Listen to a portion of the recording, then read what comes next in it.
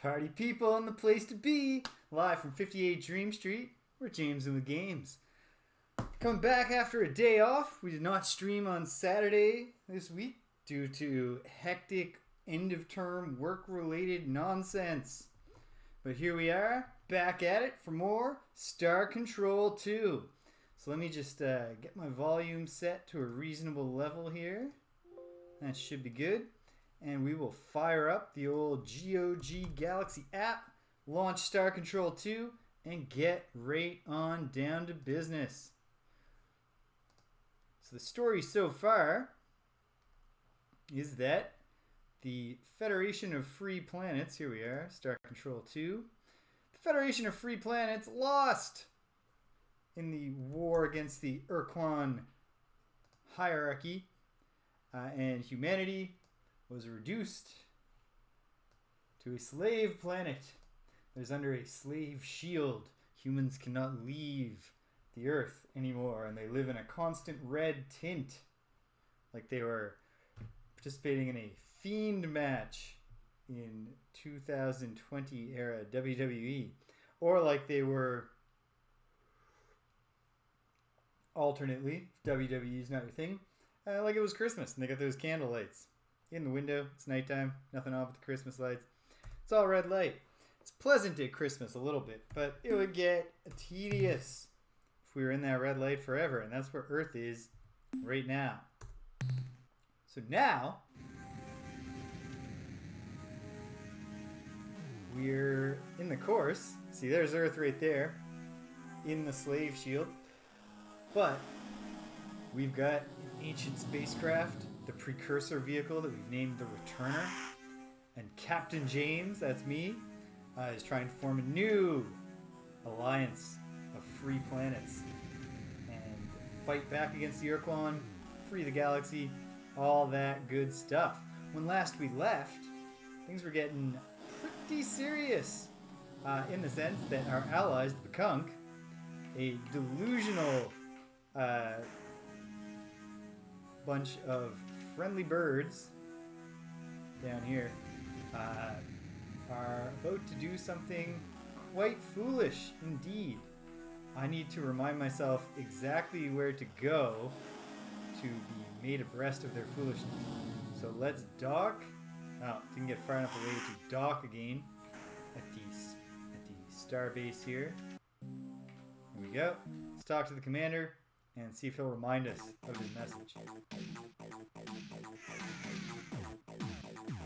Nope, he will not repeat his recent bulletin. That's unfortunate.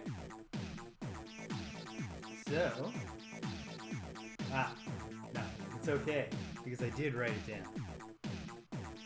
So, last time, the very last act that I did was going to the coordinates the Starbase Commander had given me, which is what I'm going to do now, in order to discover that the Pkunk want to reunite with their ancestors, the Yehat. There's a problem with that. See, the Yehat were routed by the Ur-Quan, and when offered the Ur-Quan choice of becoming battle thralls or a neutered slave planet under a slave shield, they chose violence. They are serving the interests of the Ur-Quan, which is not good news for the Pkunk if they go to try to reunite with their ancestors. So we're going to see if we're capable of stopping this catastrophe. So the Yehat, way over here in the Serpentis system, which would take more than half of my fuel to get to. So I think what we're going to need to do to get there, hail British, I think we're going to need to make a pit stop at Zeeman, at the Zeeman star system. Whoops, I've engaged autopilot, which I meant to do. But where? Oh, I set the proper route? I think I did. I think we'll find out in a moment. No, British. I had to take the day off yesterday. What a story. So, it's the end of term, of course. So we're in the final crunch of marking. And I booked I had my Friday. My plan was just to to mark all day, right up until... Oop, someone's bearing down on us. We're gonna have to deal with the Cilantro, I'm thinking.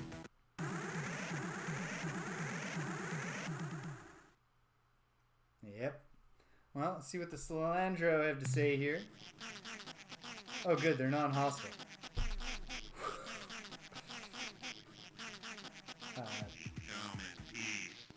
Let's keep on trying to reason with them. It's never going to work. These Cilantro frequently subject to priority overrides that dictate our new behavior by breaking us into our component compounds. It's not good stuff. Okay.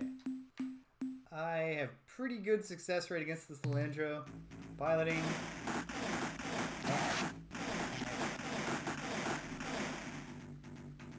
Okay. We're not off to a good start, but once they disengage... Alright, we lost an Earthling. Let's get Fwiffo in there. Gotta get my space legs back under me here.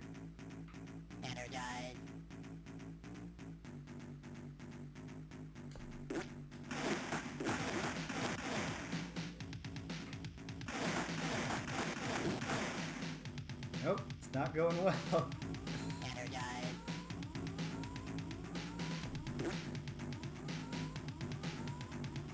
Although I do feel like it's going to come back to me. I was starting to get the hang of it last time. There we go. Victory. A hard-fought victory, but a victory. That will not pay for the Earthling cruiser we lost, but so it goes. Back into space. So yeah, I booked my Friday off to get all my marking done. Well, off. I booked it. I planned to work day to evening right up until it was time to do the Gloomhaven stream. However, fate had other plans in store for me. Oops.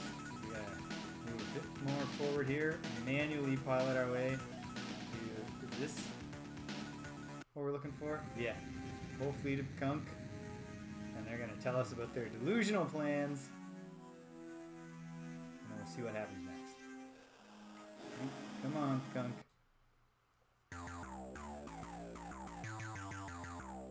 Yeah. So, I'm not super familiar with the Yehat, but apparently they might be other bird-like avian aliens. Perhaps a little less goofy than Pkunk, or perhaps goofy in a different way. So yeah, booked my Friday off. Gonna get the marking done. Ooh, this is kind of loud, isn't it? There. Hopefully that's a more reasonable volume. Better balance. So, yeah. Come to find out, one of my markers emails me. So I'm checking my email first thing in the morning before I get down to marking. She said, I went to finish my marking and it won't let me into the Dropbox folder where the students submit the assignments. And I looked into it, and I also could not get into that Dropbox folder. And I went over to my first year course, because this marker was from the third year course. And in my first year course, I also couldn't get into the Dropbox folder for the final assignment, of which there is still a handful of waiting for the markers to get to them. Okay. Okay. I have to... If I could dissuade them somehow. No.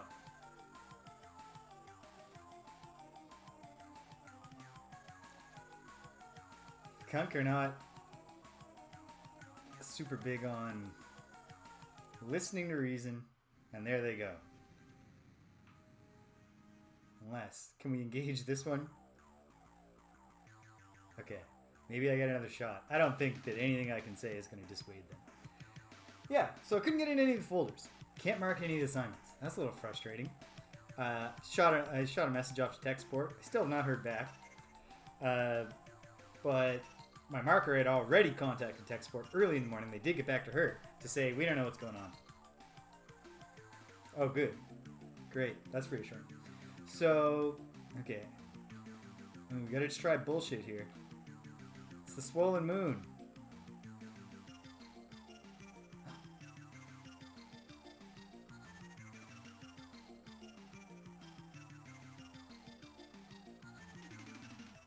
Okay.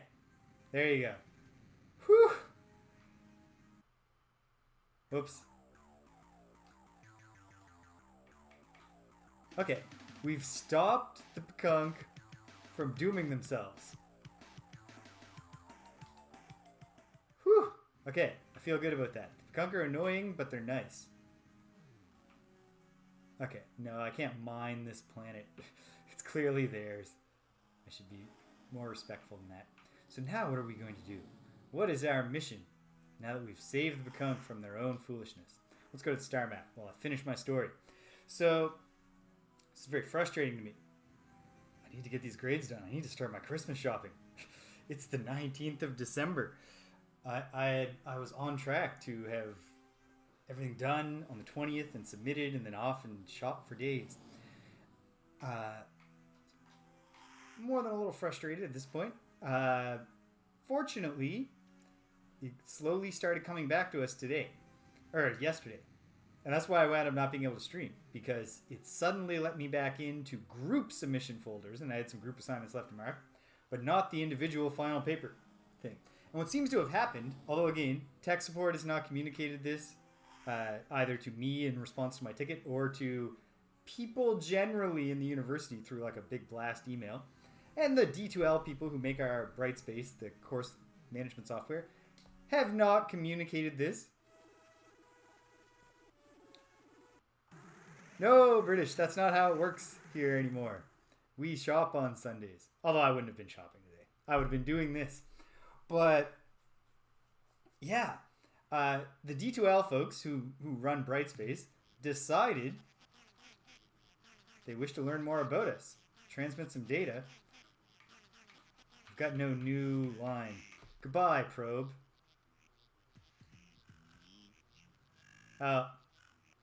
No, we haven't cracked the code. Alright, Fwifo, you're in the hot seat, buddy. I'll try my best not to get Fwifo and his 18 crew members killed. Okay. It's all about tactics.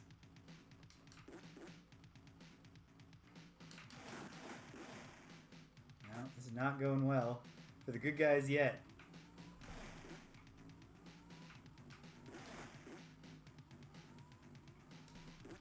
Doesn't seem to help that they can shoot the butt missile with their lightning, it looks like.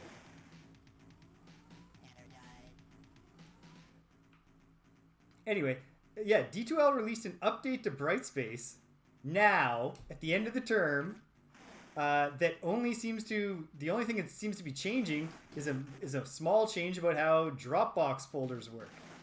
As a result, you know, it's a software update. It's not going smoothly. They're not communicating about it. Nor is our tech support. Okay, Fwifo lost. I can't lose Fwifo. We're going to have to load.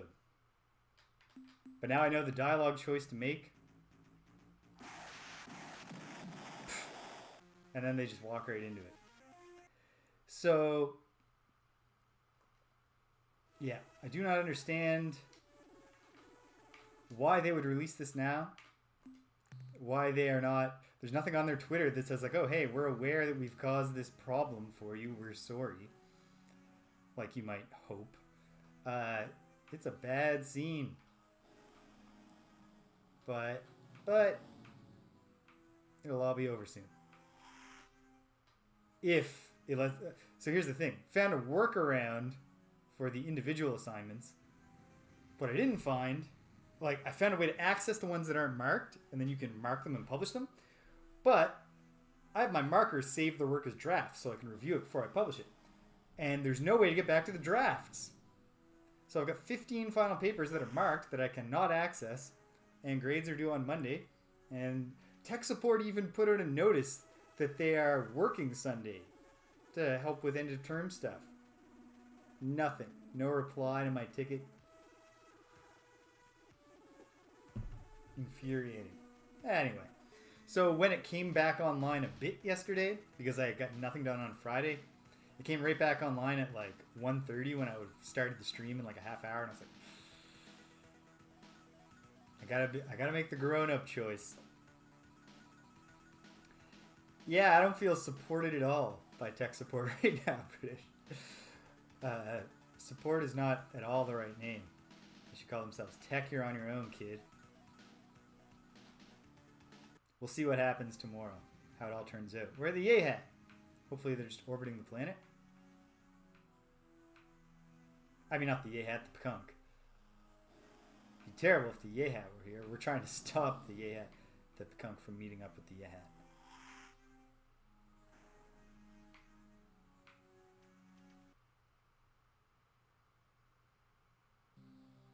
No. This is odd.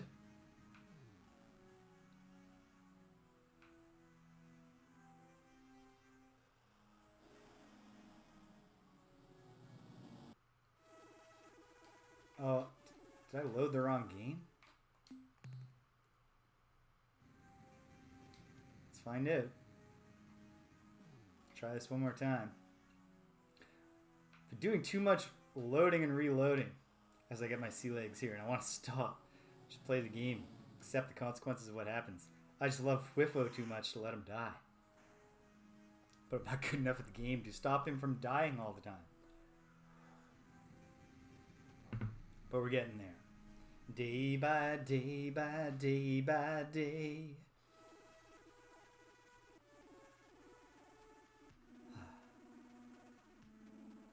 Anyway, it'll be break soon.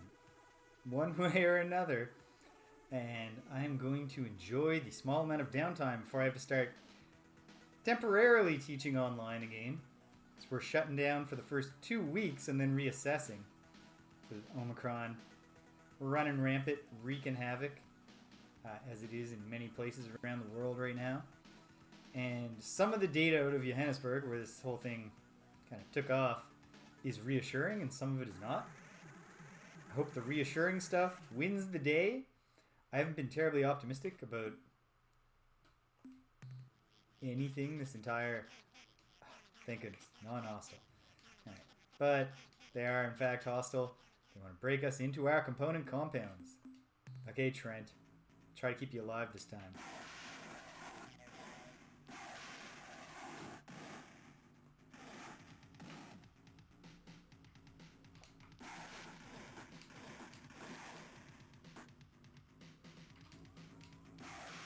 I need to get my battery back up. Sorry, Trent. You fought nobly. Alright, well at least we didn't... You know, that maintains continuity. We haven't saved... Because we are only saves coming to save Whiffo. We accept Trent's death. Don't tell Trent's family. This is how we feel, but this is how we feel.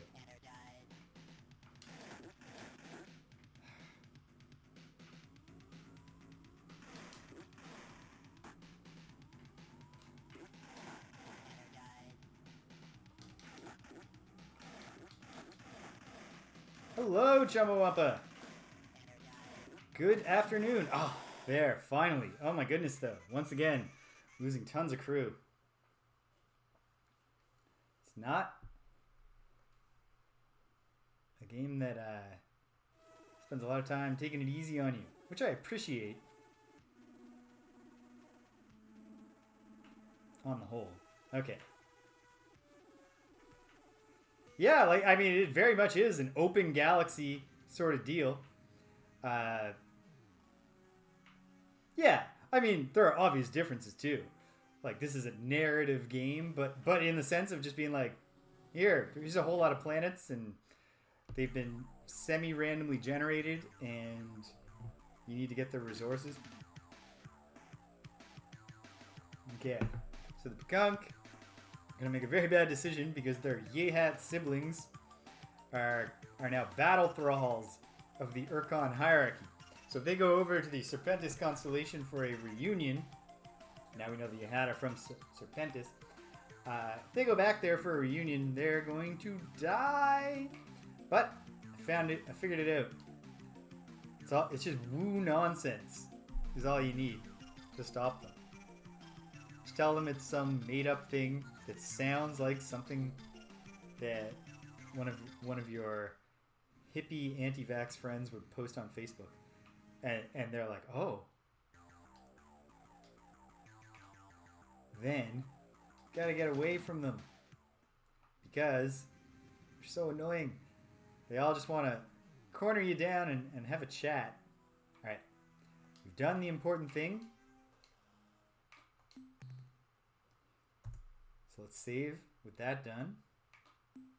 Oops. Oh. There. Saving. And now...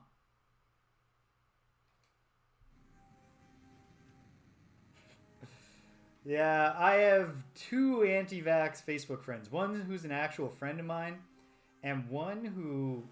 I don't know why. She added me randomly. She's Australian. I know... she, like, my buddy moved to Australia. She's his friend. I don't know why she would have added me.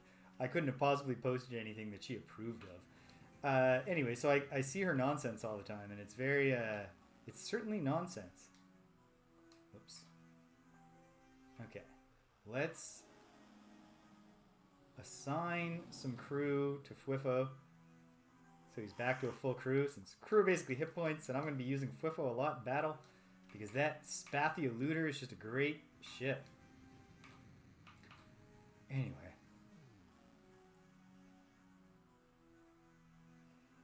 Yeah, that's a huge problem with Facebook, is that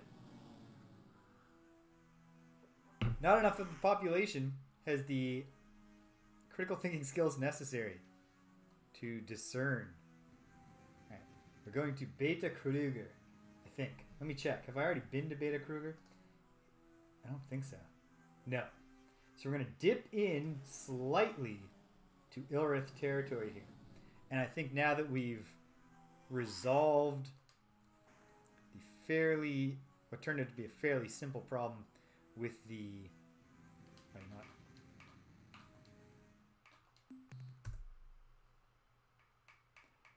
Fairly simple problem with the Pkunk, just finding the right dialogue choice to stop them from committing suicide. I think my task for the day is going to be...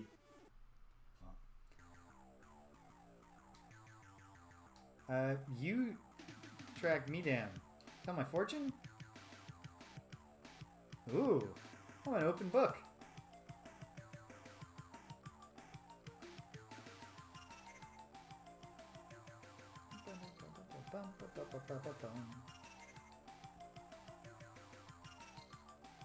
Wow. Okay. This is very useful information. The Arrowloop. Okay.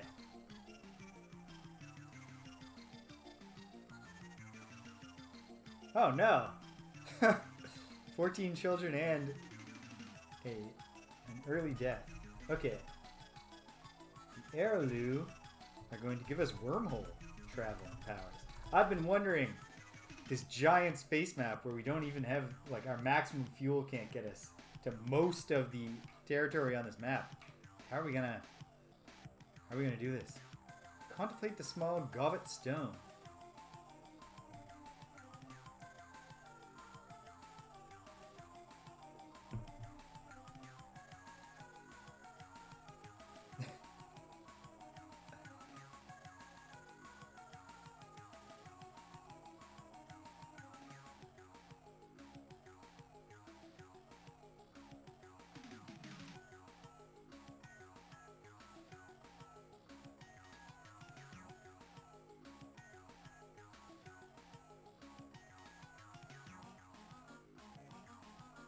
There's a lot of wisdom. Yeah, I see what you're getting at. Thank you. Come. Very helpful. We need allies. That's... we determined that at the start of our mission here. Even prior to interacting with the Pkunk. But that's okay. They mean well.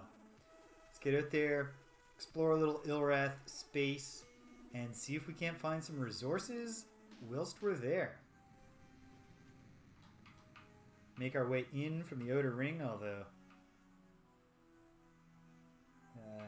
blue is not a high on the color hierarchy color. Nonetheless. Here we go. Beta Kruger, Planet 3. Oh! Okay. We got some precious minerals down there and some common. Nothing exists down there. Tectonics aren't great. The weather's fine. Let's go.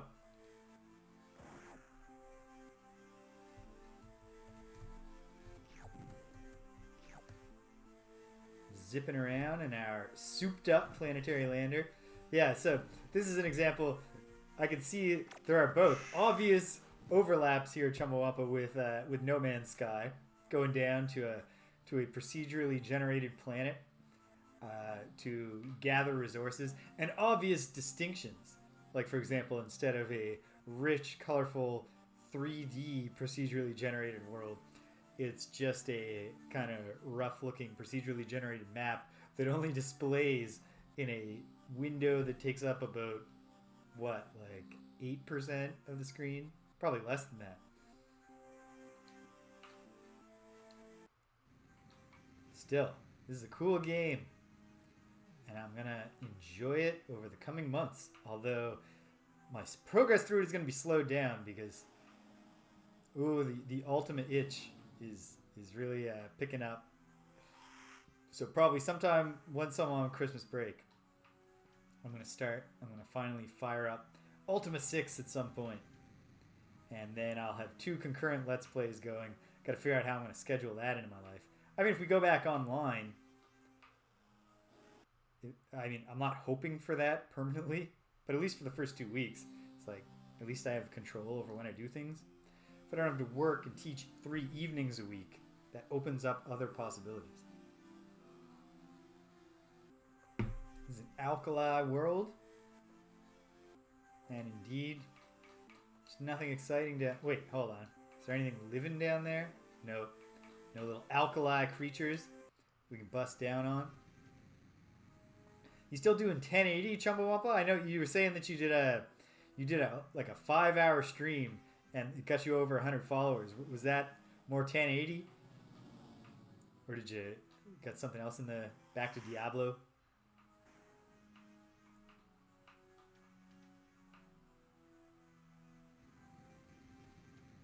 I'm British. I didn't even ask how you were. But how are things as the holidays come close? Oh, 4 different games. Nice. That makes sense. Like, probably be tough to put in quite that much time. We might as well make this landing. This isn't going to be a super profitable place. Actually, wait, hold on. Remind myself. Oh no, those are commons. Yeah, we're not going down for commons. Alright, Beta Kruger, done. Add it to the search log. Actually, I'll add it to the search log after we pick a new destination. Here's a quality of life thing it'd be great to have. The ability to zoom in. So I know there's another star around here. Gamma Kruger. Alright, there we go.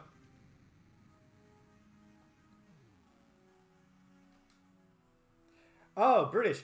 On Friday, the reason we just stopped and gave up is because we were defeated utterly by the time we made it to that final room. Because we had 3 characters going, and that's part of the problem. We really need 4 hands on deck, and we need a tank. We still didn't have a tank. Oh, hey, it's just some more Pkunk hanging out on the edges of Ilwrath space, because I guess the Pkunk and the Ilwrath space kind of overlaps, those 2 circles. Hopefully they don't mind us swinging through for some resources. Yeah, so we got there, and the Craigheart, that's Rich's character, who's definitely our big damage doer, was about to die, and was out of cards, so he was just done. You can't... In Gloomhaven, the 2 ways to get knocked out are to lose all your hit points or to run if you ever don't have 2 cards to play your turn at the start of the round. And so... we were going to be down to Greg's character, the healer. Okay, no! No wisdom. Take care, Kunkos. Okay, can we get to any of these planets without being hassled into inane conversations with our zany bird friends? Wait, no, Gamma Kruger is like their main star system, isn't it? I can't remember. Oh, yeah, in fact, I've got it right there. Gamma Kruger, Conk Homeworld. I should have looked more carefully at my notes. Okay, that's fine. Back to the star map. How are we doing for fuel? 40 fuel? That would get us home. comfortably. Yeah, we only need 15 fuel to get home, so let's keep looking here. Let's be bold. No. Let's go to... Have we done Theta Jiggles? We haven't. Alright. On our way to Theta Jiggles. Hopefully not being flagged down by more Pkunk.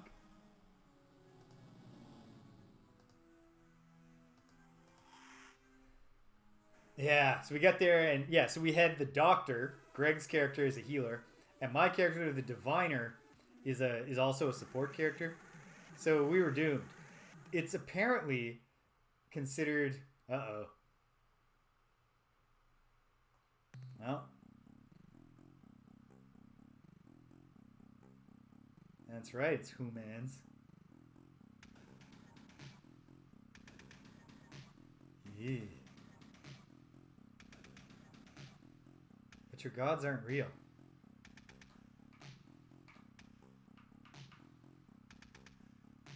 Alright, let's just be serious with them. State the nature of your mission.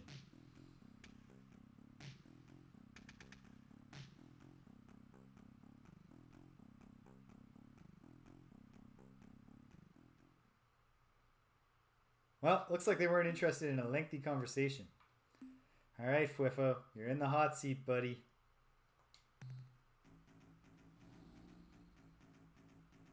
Yeah, they're cloaked. You gotta try to read.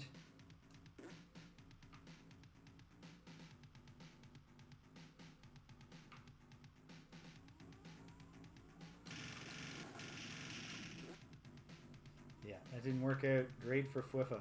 So, however, Fwifo is well suited for this kind of situation because when they appear out of their cloak, fleeing is reasonably easy for the extreme acceleration of Fwifo's ship. Now, it makes no sense. Like, how does Fwifo know that the camera is zooming in? But that's what we use as our technique. Ah, lost Fwifo. Alright.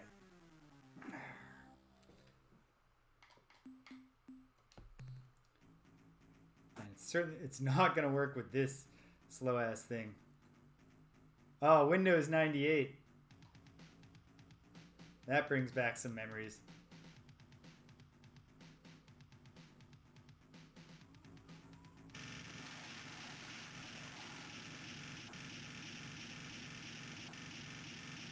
Yeah, this did not work out for us.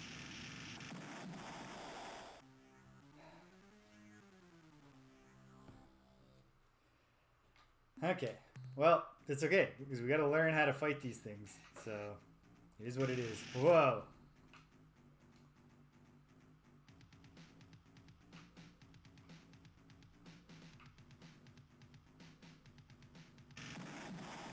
Yeah, my battery wasn't recharging. But I immediately resurrect. I guess the Pkunk get 2 chances.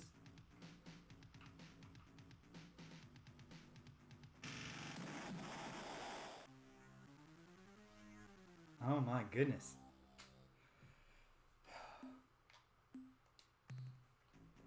We're not ready to go into Ilwrath space. And it's good that we've learned that.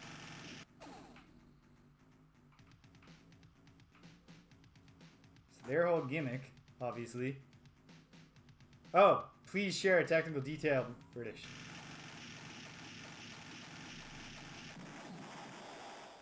Alright. If we're willing to sacrifice crew, of course there are multiple Ilwrath cruisers.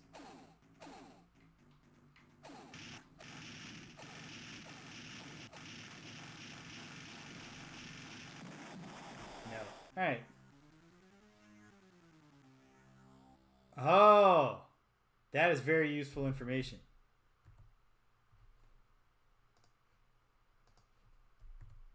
Pkunk's secondary recharges their battery. That makes sense, since the battery was not recharging on its own. Alright, well, let's try something else. After we've experienced this conversation. No more advice, please. Farewell. Okay. Checking out the star map. It's got to be something. Have we done this one? Eta Jicklus? Yes, we have. Exhaustively. Have we done this one up here, just on the lip? Delta Centauri? Have not done Delta Centauri yet. Let's head up to Delta Centauri. See how that goes. Dip along the edges of Earth space, but hopefully don't attract too much of their attention.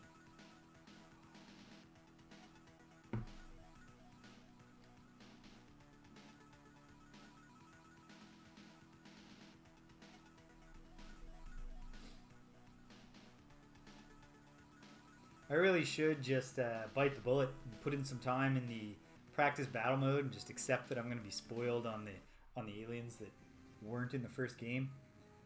I'm just not. I can bite that bullet once it's finally Christmas break, and I can justify putting in star control practice during the week. Get back on track. Okay, coming in through the way. When I first got Windows 98 Chumbawampa, I was so, yeah, me and my friends were excited, which seems ridiculous now. Like, oh, wow. A new Windows. This is going to make a big difference to our computing experience. But we installed it. I got it first. And so we installed it on my family's not very good PC. And then we're immediately like, ooh, active desktop. Like you can have all kinds of things that you can like interact with on your desktop. And we're like, yeah, let's do it. And we turned them all on. And then of course the computer ran like trash. And it wasn't until my family got a new computer that we recovered from the experience of upgrading to Windows 98. Which is not to say that it wasn't cool to have an animated Garfield or whatever it was on our back thing. Bromine, iodine, well, these are corrosives, right? Not whoops. We're full up. Not radioactives as one might have hoped. Yeah. Well, fine. Not going to waste any more fuel there. Let's get away from this moon and go to the central planet, and we'll check that violet moon on the way out. Yeah, I got to start Ultima 6 soon, because just... I miss Britannia. This is a really cool game. I'm glad I'm finally playing it. But walking around in a familiar country, I miss it. I just want to go back. I want to see what Shimino and Elo are up to. I want to find out what it's like when they have personalities. It'll be weird.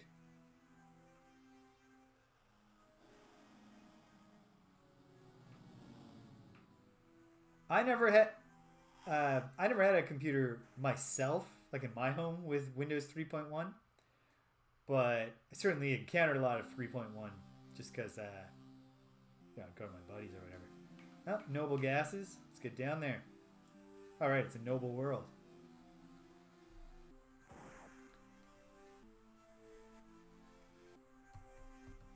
See, some of my friends had good computers, but no, like, I had no familial access to a good computer until, well, I mean, ever. Like, my parents got better computers after I moved out of their house. But, like, really, quite frankly, it was like February of last year when I bought this PC that I'm playing on right now that I ever had. Or a particularly good computer, which I'm, of course, using almost exclusively to play games that originally came out for DOS. Like, not even Windows 3.1.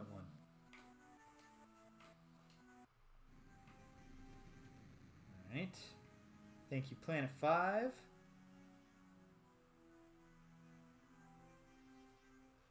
Nice. Yeah. It's frustrating as a kid because you can see the importance of purchasing a very up-to-date computer with all the processing power necessary to run, like, Ultima Online in my case. And 8 gigs of hard drive space. I remember me and my buddy used to, if we rented a we like rented a computer game once that was a couple years old to install on his computer. And, more corrosives. That's true, British. That is why I bought the PC, and I never thought when I bought it, I was only going to stream. My only streaming related plan was Gloomhaven, and this is just corrosives, isn't it? Yeah. Oh well. Corrosives do not convert at a very good rate, but once you've landed, you might as well suck them up. Astatine, some bromine. It's a fun little detail. That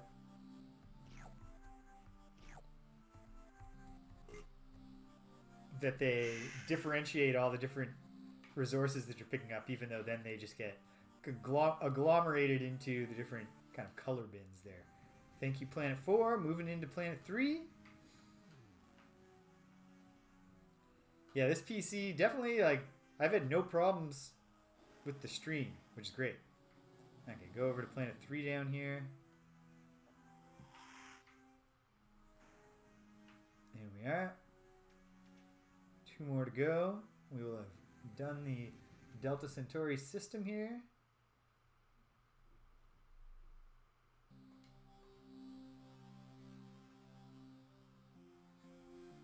Corrosives. And the tectonics aren't good here. Not worth the risk. Lost enough people just getting here. Actually, I guess most of them we've lost and then brought back from the dead. Yeah, the only slightly even contemporary game that I've played on this thing is Fire Pro Wrestling World, which is not, I don't think, a huge resource eater. But that's fine. So you don't need to consume a lot of resources to run a game that's a ton of fun. Okay. Given that this is a radioactive world, I think we found some radioactives. And the weather and get out of there, folks. That was reckless of me to not do a biological scan. We have several landers. Oh my goodness. This is a heavily populated planet. We need to be careful. Whoops. Okay. Let's try to land around here. Get some radioactives, and of course they've moved. Oh, I hit the wrong button. Wasting fuel. Okay. Gonna do this right. Yeah. There.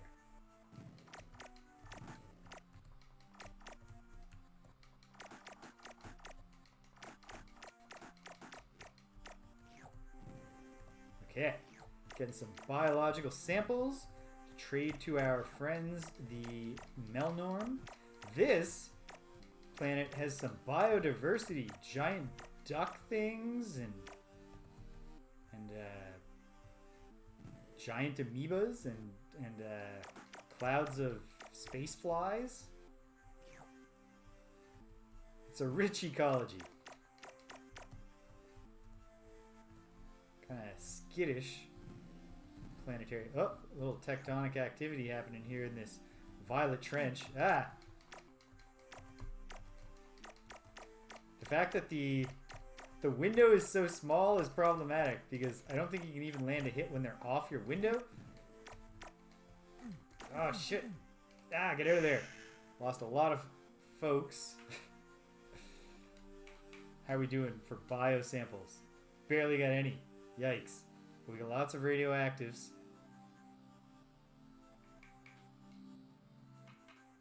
Alright. Let's do another one. Re-up the scan.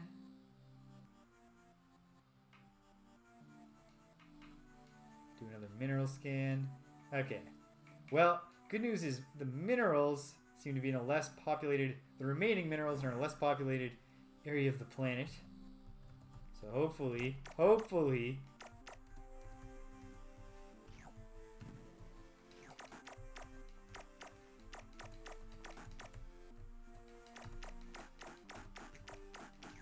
Okay, there. Got Got some bio samples. Didn't lose any crew members in the process, which is how we like it.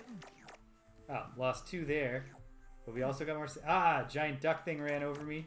One-eyed duck monster. Finally got a kill on one. Or a stun. I'm not sure. I'm not sure if we're killing them or stunning them. As a vegetarian, I'd like to think we're just stunning them.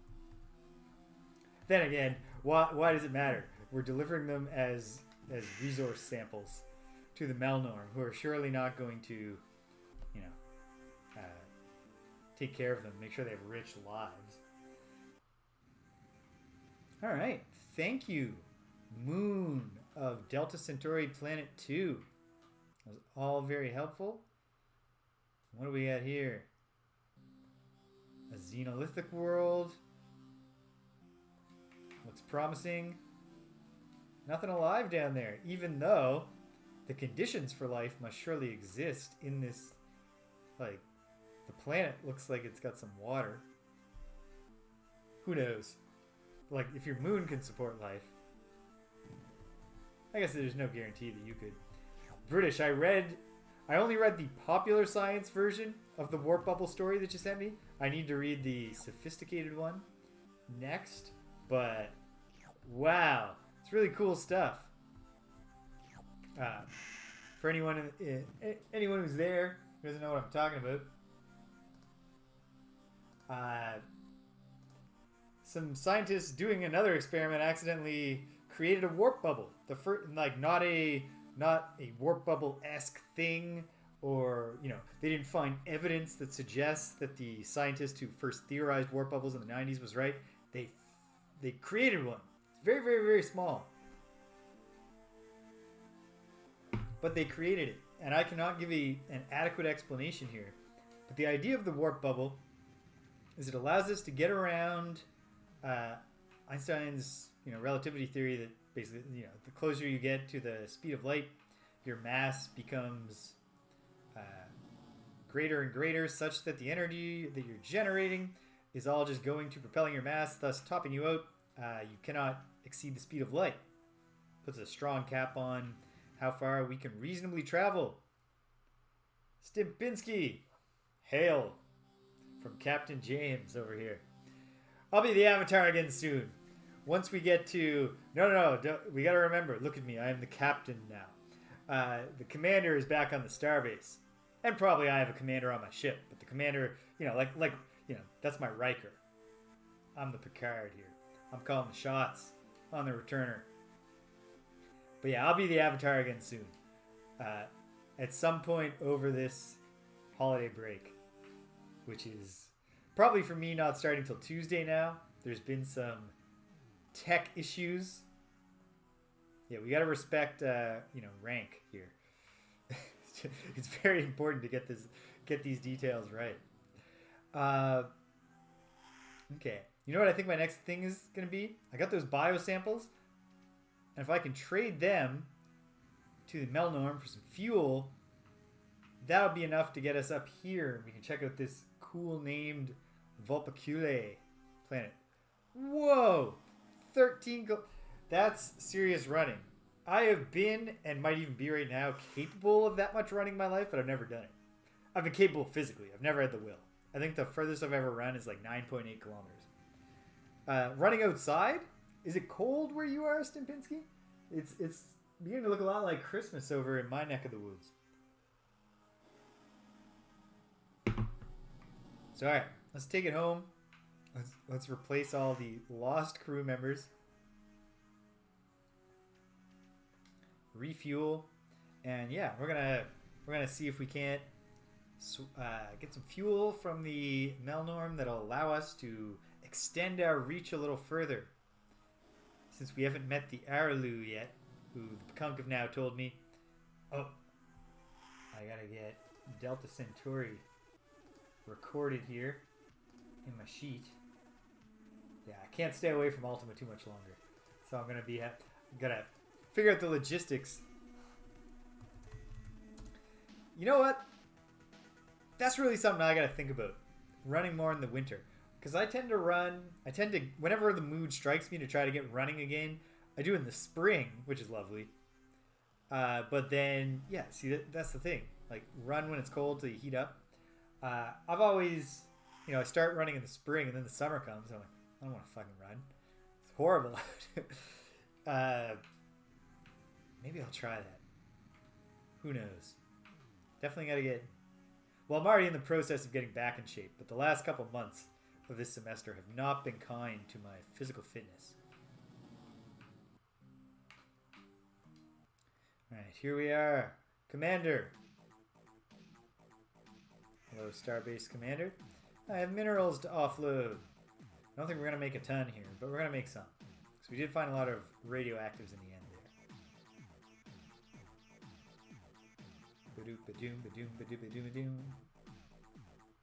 Now I think he's going to give me I think I'm getting a lecture here.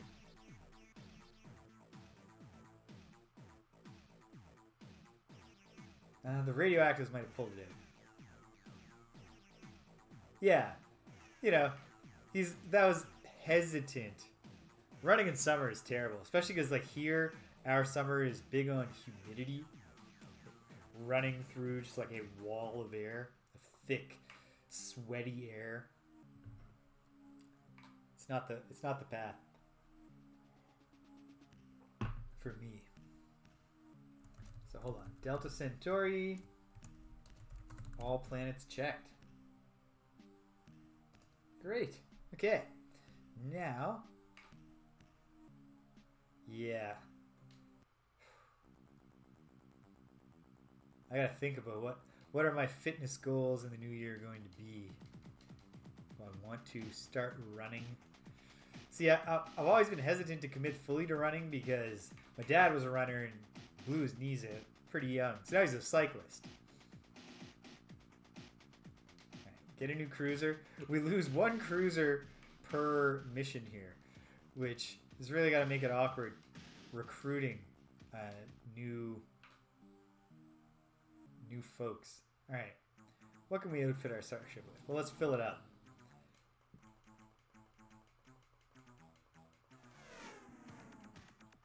And what can we add here?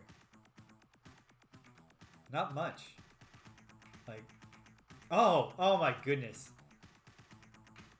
They really could have given me some indication this was a scrolling list, like a little arrow at the bottom or something. Been like, I've been all worried about my fuel restrictions. Let's add a fuel tank.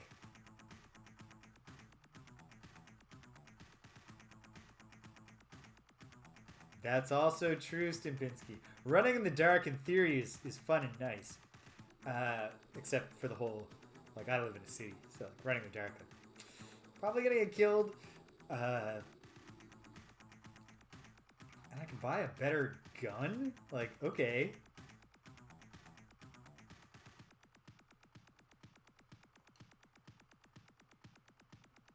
Okay, well now we've got weapons. That's good. How much more fuel can we add? Probably more than we can afford. Well, let's load up on fuel. The universe is our oyster now. 110 is our new fuel cap. Very nice. Excellent stuff.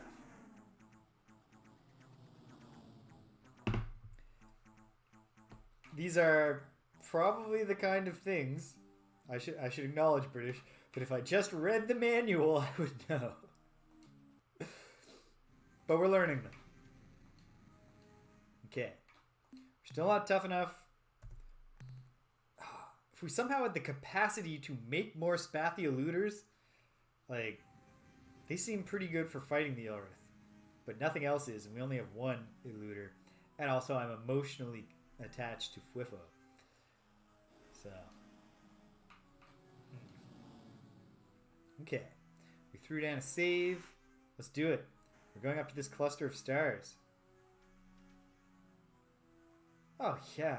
It's no problem getting up there. Let's start with Delta Mira. Oh, we've done the Miras. Have we done Alpha? Yes. Okay. Let's go right down to business. Maybe start with some of the outlier stars here.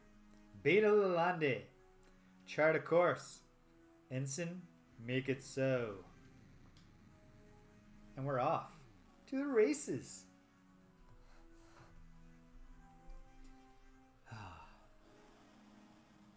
This is a really nice park near my home. It's just far enough that the run there sucks. Like once you're there, it's like, I find running so boring. It's a big problem. So if I don't have like constantly interesting scenery, I just run out of the will to keep running. So getting to the park is great because now there's like trees and hills and stuff. Who could it be? Oh, it's the Slendro. You know what? Let's just cut to the chase. Ender, it's your game.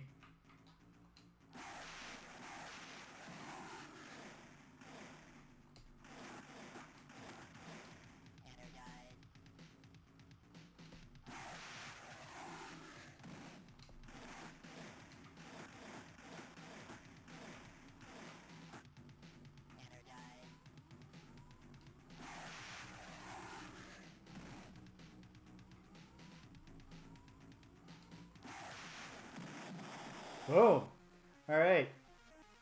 A Pyrrhic victory indeed, since we lost most of the crew of that ship. But we won on the first try. No saves coming, no destroyed vessels, so we actually profited in resource units. Let's assign some crew to that ship.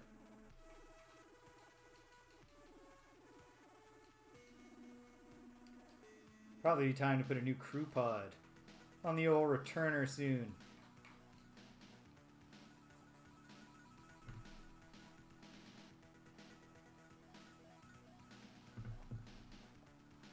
We're on our way.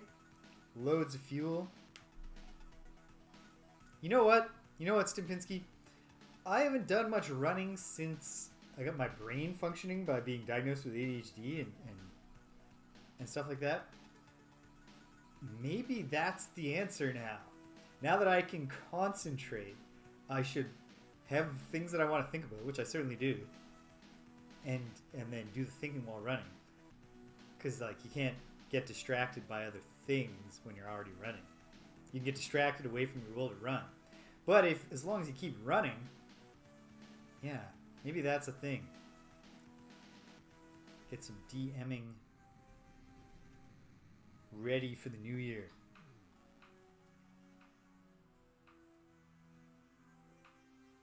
So my ridiculous work, after telling me your job will be posted by December 1st, so be ready to apply. Then when I got in touch with them on the 10th of December to be like, so should I be planning on working somewhere else? What's going on here? They're like, no, it's getting posted. It's going to be up by the 15th, so that we can get it all done before the new year. So please be ready. And now it's the 19th. It's not posted. In 4 days, the university closes for the year.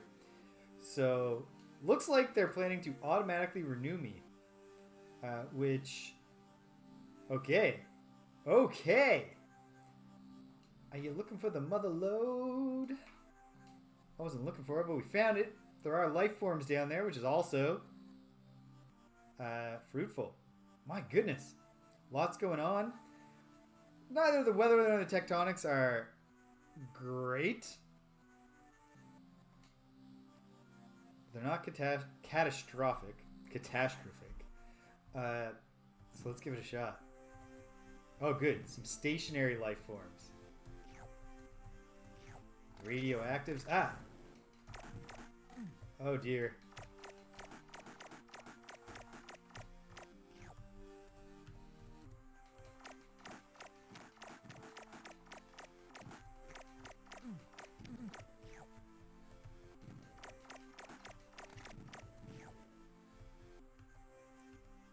Okay, now let's use our very high speed. Now let's get some of the precious.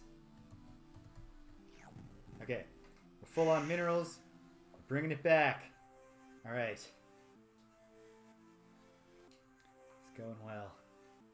I mean, not great, We lost more crew than I would have liked to. Because I got cocky when I saw stationary life forms. Got ambushed by the very, very mobile ones. And then myself got too stationary. Tectonics got me. Oh. Yeah. I have a friend with just straight up flat feet. And she actually had to change careers. She was a nurse. And just, you know, nurses. They do a lot of standing during long shifts. And she just couldn't do it anymore. Yeah, Stimpinski, they're really filling me with confidence. And the thing is, the computer science department of my institution is also looking for a new technical writing instructor. So, like, I've already, like, my references are like my current associate dean and my former associate dean and the director of the diploma program, like the first 2 years of our engineering program. Oh, British. I'm really sorry to hear that. That must be a drag. But yes, that's the nice thing about bikes. They really do allow you to get around a lot of the impediments to, that's why my dad, he shot his knees out from running too much. And then he went from being an obsessive runner to being an obsessive cyclist. You know, like he would have, you know, always been driving my mother crazy anyway with his running. Instead, he drives her crazy with his biking. She gets to worry all the time that he's gonna get himself killed. Ooh, that was rough. Get off the planet.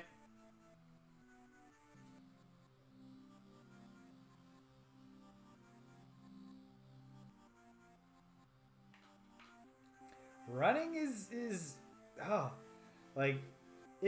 it's I mean, it's obviously great exercise and it feels great once you get in the swing of it, but like there's so many ways it messes up your body or can mess up your body, and so many ways in which your body just might not quite be cooperative with it.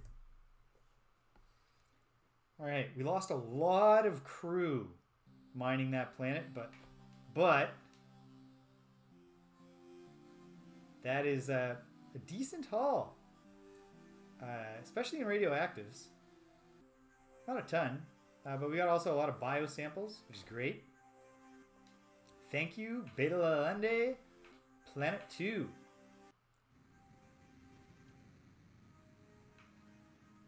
Yeah, so it's really weird, because, like, I don't want to sound arrogant. I don't care if I sound arrogant. I am really good at teaching technical writing to technical would-be technical professionals.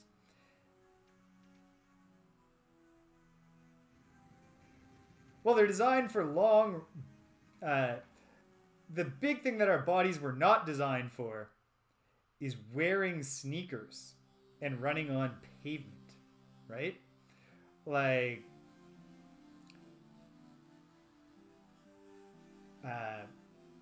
our bodies were designed to stride barefoot across the plains for a long time. That's why, like, persistence hunting is a thing that people can do.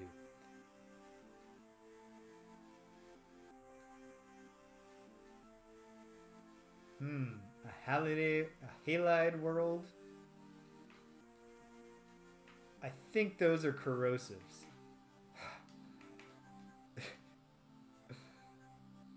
Yeah, radioactives are the oranger ones. Ooh. I have been blessed to be largely spared of any really bad hurty injuries, except once. This is like 3 years ago now. I had a sustained muscle spasm in the thing that some muscle that, like, it comes from your hip and then wraps around and goes all the way up your back. And on one side of my body, I think it was on the right side, it spasmed so tight that it felt like you could feel it and you'd be like, You have a titanium rod in your back? And it's not even like connected to your bones. That's weird.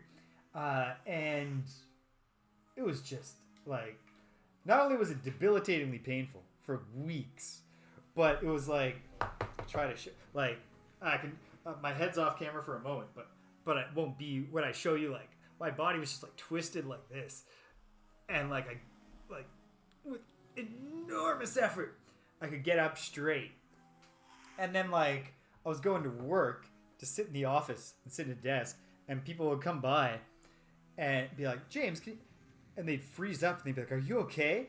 Because like I guess I just looked like I was about to die. Like I was just like, tough it out, don't complain, just do your work, and don't make anybody listen to you whine about your back. But everybody who looked at me was like, are you okay? And I'd be like, I've actually never been in more pain. I'm in terrible pain from morning to night, and I can barely move. And this happened in August, late August. So it got to like, it was right around September. I found a massage therapist who figured it out, and she kind of released me from the agony. And it still took a few days, like a week or two, to get all the way back to normal.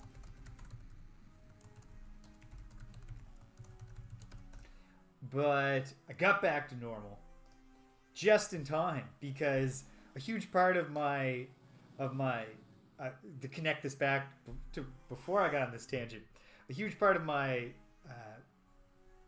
my selling point as a skilled teacher of technical communication is that I know the engineering students are going to think, oh, this is stupid. Like, we're here to learn to be engineers. Why do we need to learn to write? And so I got to be able to make a case to them. And part of that is that happy Sunday, cousin. My cousin, the Herbal Crusader, is here. That's I should clarify for folks who say, like Stupinski, who show up and say, hey Avatar, hey Captain. That's not there's no game I've been playing around my cousin. This is my actual cousin. So yeah, my skill as a teacher relies heavily on like the students like buying into me and seeming kind of cool and young. Oh wait, the tectonics here are awful. It's not worth the risk just for a small number of rare earths. So yeah, when I was like bent over in half from this prolonged muscle spasm, it was like, I'm gonna have a tough time selling myself as the young, relatable one when I look like I can barely stand up and I have a terrible hunch, and I also look like I'm about to faint from pain at any moment. So blessedly, it all resolved. Yeah, I don't understand. I do understand, because part of it's just bureaucracy. Because like, unless they're telling me the lie of the century, like they have submitted the paperwork to get my job posted. What do we got here? It's lanthanide. All right, terrible tectonics, but a decent amount of rare earths. We have a super fast dispatch. Let's give this a shot. Let's take the risk. Oh. This is going poorly. Alright. I'm sorry, folks. It wasn't worth the risk. I shouldn't have sent you through your deaths for a small amount of... Is it rare earths? Rare earths. 31 units of rare earth metals. We just let 9 people die in horrible earthquakes on Alpha Lalande Planet 1. Just because we didn't want to accept our disappointment when the yellow planet turned out to be not a treasure planet.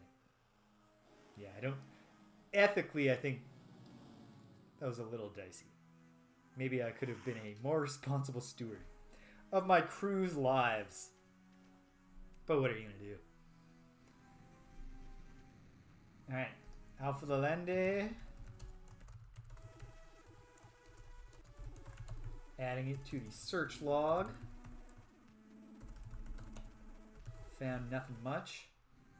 And here we are at Gamma Lalande. It's got a single planet.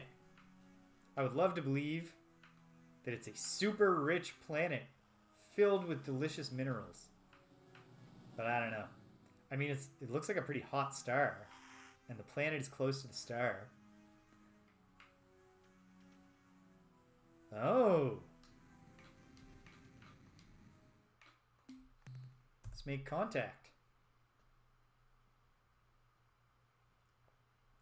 Hello, Mammoth Ego. Yes, the spaceship movement is taking some time to get used to in the combat, which is weird because, like, I've played a lot of asteroids in my life, and there's not a huge difference between how this ship, like, the controls here. But yeah, Mammoth Ego, that's exactly what it is. The controls in this game are no different than asteroids. Like, you have rotate left, rotate right, thrusters on, shoot, and there are different types of ships and they all have different specials. Yeah, the edges wrap around in a really weird way. New aliens. This game is a lot of fun so far.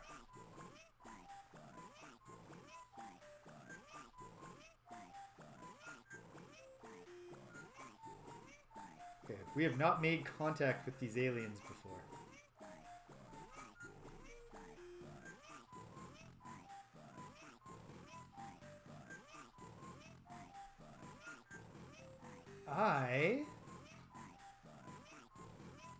I am Captain James of the Starship Returner. We're having translation problems. Difficulty. Problems are difficult. Let's be special together. Spicy games are always fun. Okay. I think, yeah. I think they understand a bit of what we're saying. I think they seem friendly. What can you tell us about yourselves? The Ords. Ords are happy people energy from the outside. Inside is good. So much good that Ords will always germinate. Can you come together with Ords for parties?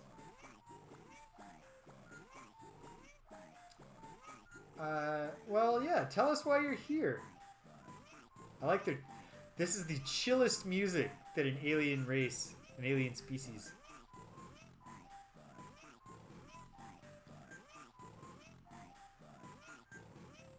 They're here now, but almost not yet. We can help them. They're looking for us and they found us.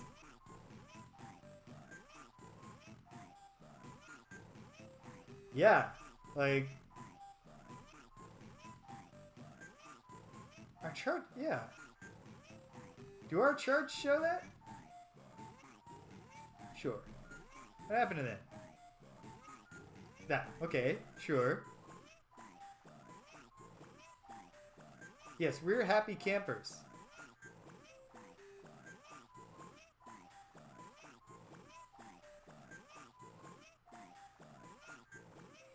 Oh, Chumbawampa, the aliens, yeah.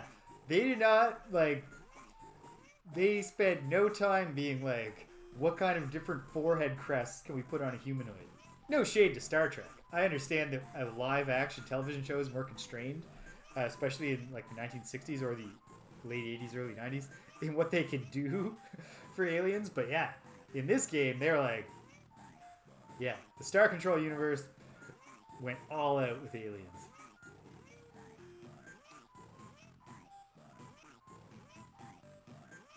What happened? What did you do to the Anderson? Uh-oh.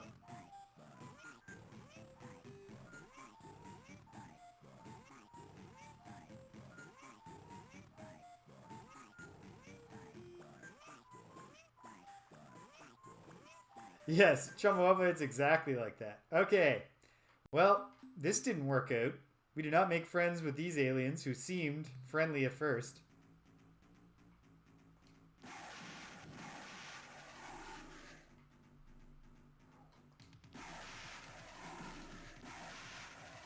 However, they seem to be terrible at fighting, which is sad. Okay, Will they surrender? Probably not. No. They don't even seem to have guns. Why? Why are you... Oh! Tell me about it, Stimpinski. I always like to hear about new games. Because I hate having like any time to do anything. I need to be overcommitted to video games. Ooh, deck builder, RPG elements. You're speaking my language. Okay, this one's actually getting a little rougher here for Ender. Oh, okay. Trials of Fire. All right. Gotta add this to my... Put this next to Splittermond, which I still haven't read about. Oh, I can take Warp Bubble off my to learn about list. Alright. Whoops. Wrong button. Here we go. Try this again. Trials of Fire. Deck builder game. Alright. Oh, the Christmas break is coming, and I can start checking things off of this list of things I want to learn about. Captain Wu. Alright.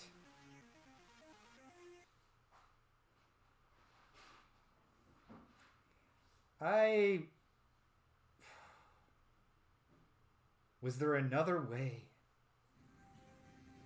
Well, we'll never know, because they're dead now. I mean, maybe we'll meet some other Ords and get another shot at not being enemies, because certainly we would rather be friends with the other folk of the galaxy. Well, at least we got access to this alkali world that has no interesting resources. Well, that's a shame. Then again, maybe the Ords are just bad. I mean, I hope. We're in Ord space. We might meet more. What are we gonna do? Just gotta keep looking. Okay. And that was Gamma Lalande.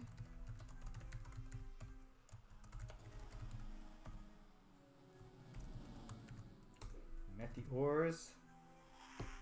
I mean, out here in the Gamma Lalande system, maybe they, you know, as long as they don't know that we've killed some of their compatriots, maybe we get another chance to make friends. Which is what we'd much rather do. You fool, you're forcing me to kill you. You know what I played this week a little bit? In my ongoing explore the early RPGs. I checked some precious resources on this Telluric world. Also some life. Oops. Alright. We're going in. Let's hope that it's stationary life. Nope. Okay. Uh-oh. Okay. Here we go. Whoa. Okay, it's slow-moving life.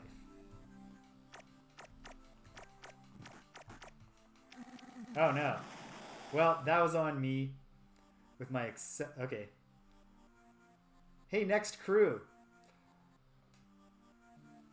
Get ready to pick up where the last crew left off. Ah, what a waste. Okay, I'm not going to do anything stupid this time. Ah!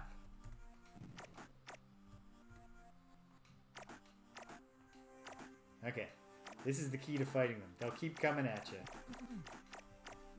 In fact, that was not... I got hit by tectonics. Some shifting of the plates. And there aren't enough precious minerals to have made this worthwhile. This game doesn't even put in any of the effort that Into the Breach does to make you feel bad about random numbers dying. Faceless NPCs that don't even run a shop.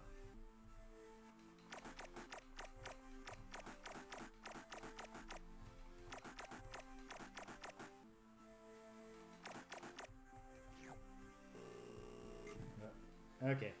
We've got everything we can get. Let's try to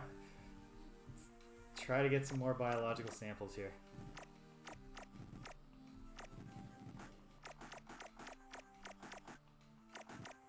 Yeah, so I fired up Wizardry, Proving Grounds of the Mad Overlord, like 1981. One of the earliest RPGs, kind of the granddaddy of them all in a way. Not all of them, but many of them, along with Ultima. Once you played Wizardry and like Ultima 4, you understand how Dragon Quest came to be. You know, they're like, what if it looked like Ultima, but when you got in a fight, it was Wizardry? And this Wizardry game, holy moly, some of the nonsense it throws at you. One thing I learned, I had a good party after having a few parties just fully slaughtered, because there's no loading your save in Wizardry. You know, you get killed, you get killed. And eventually I got a party that was a high enough level I was ready to go down to the 3rd level of the dungeon. And the 3rd level of the dungeon seems to be just entirely a grid of intersecting paths that meet at 4-way stops, so to speak. And I was like, okay. I haven't played FTL yet, Stimpinski. At some point, I'm going to pick up FTL and probably waste a lot of time playing it. But I'm not ready.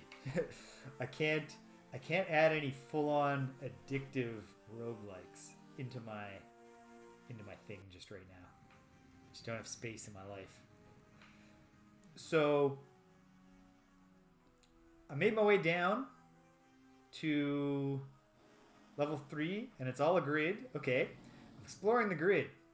And what I discovered pretty quickly is that at a lot of the nodes on the grid, there are pit traps. When you step on a pit trap, you take... it seems like it rolls dice for a very wide spread of damage. Like, you could take 2 damage from a pit, or you could take 30. And I quickly was like, uh-oh. Like, several of our dudes are about to die. I need to get out of here. So I'm doing I'm mapping it all on graph paper as I go. Like, this is not the map of 3rd floor, this is the 1st floor, but... So I look at my map and I figure, okay, these are the steps I need to take to get back to the stairs and get out of here without hitting one of the pits I found. What I didn't realize is that some of these nodes have spinner traps on them, which change the direction that you're facing. And they don't give you any indication that happened. Not even like, there's no like text message that pops up and goes like, whoa, dizzy. You're just facing a different direction. The only way you would know is if you knew the direction you were facing, you stepped onto the node, and then you used the spell that tells you where you are coordinate-wise and what direction you're facing. So, you can probably see where this is going.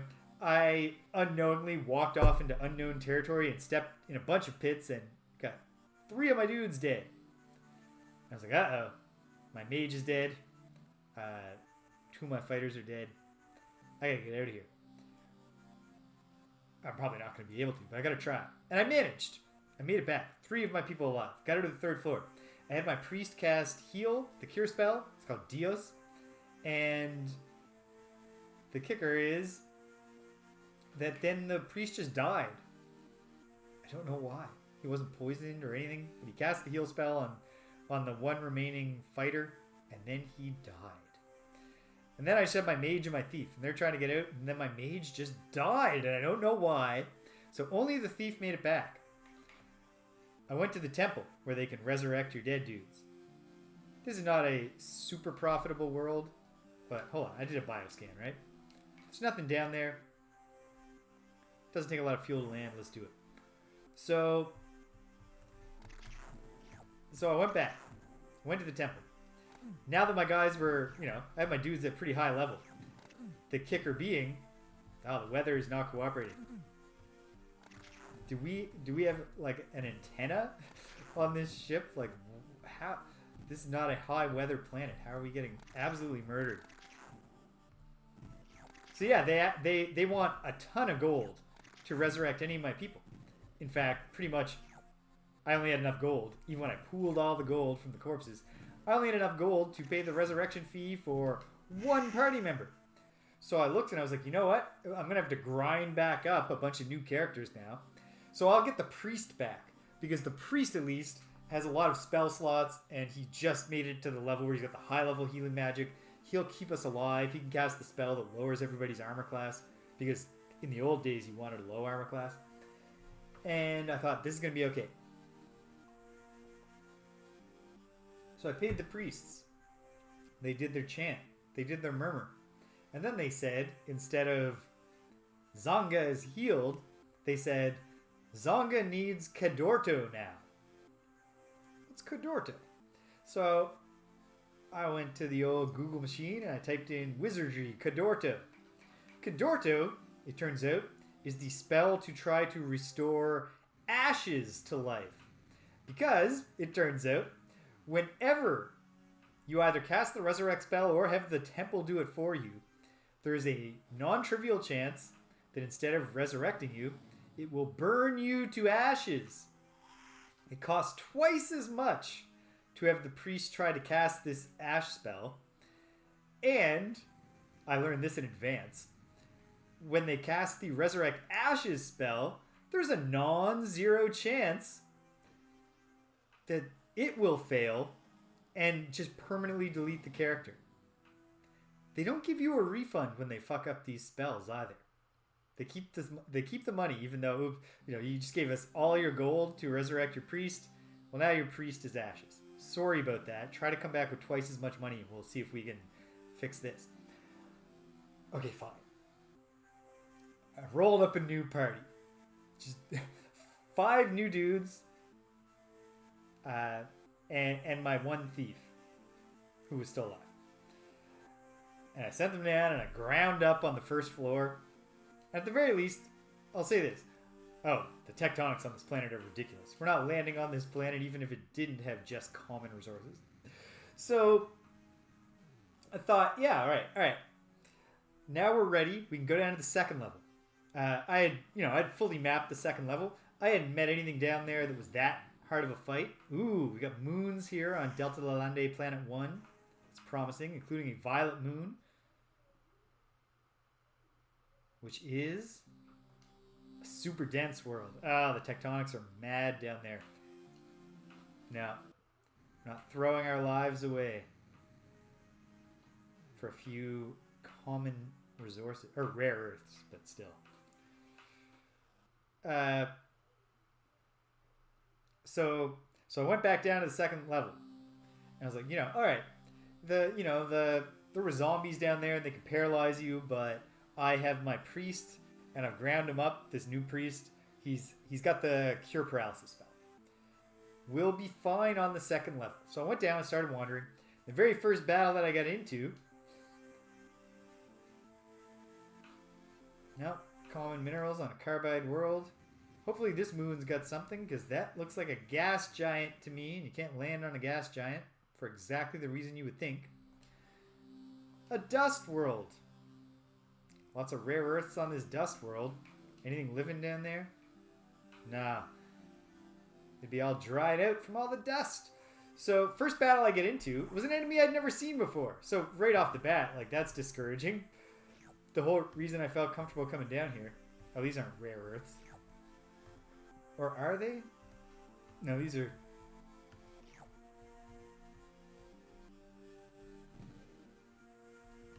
I've heard terrible things about Lands of Lore. I've heard widespread distaste for that game. So I might have to check it out just to see what all the anger is about. Yeah, so I got in a fight with a monster I'd never seen before. Alright, this is dicey, but it was rabbits. 5 rabbits. Now, if you're a Monty Python fan, you see the punchline coming, but I like Monty Python, but I am not an obsessive fan. So my Holy Grail knowledge, or my Holy Grail memories, are The Black Knight, The Knights Who Say Knee, a few little gags from that film. So I'm fighting the rabbits. What are the rabbits' gimmick? I'm curious. What do? Do they poison you? Do they paralyze you?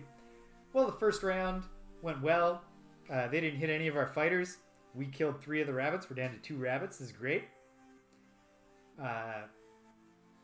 Next round, one of the rabbits hits. Orto takes 1 damage from the rabbit nibbling on him. Okay, only 1 damage. That's good. And then it says, Orto is decapitated! Because it turns out the gimmick of the rabbits is that when they damage you, there's a roll for instant kill. So much for all my best laid plans. What are you gonna do? Alright. Let's okay, we're going to Epsilon Vulpeculae, having just checked out Delta Lalande.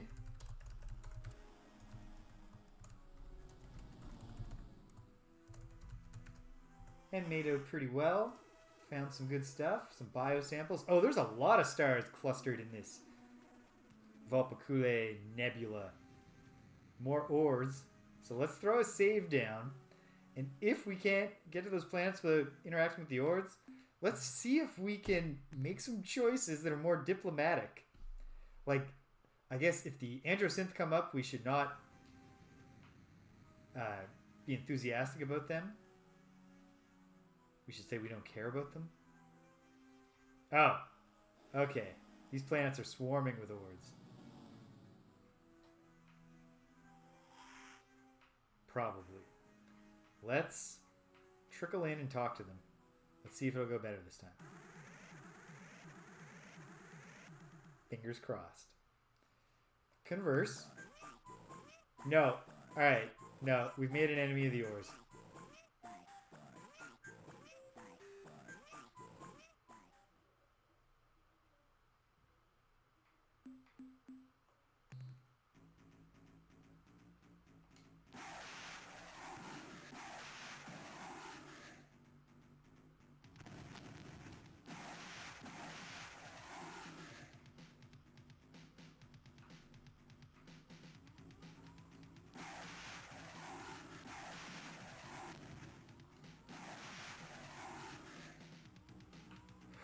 These guys are strange foes.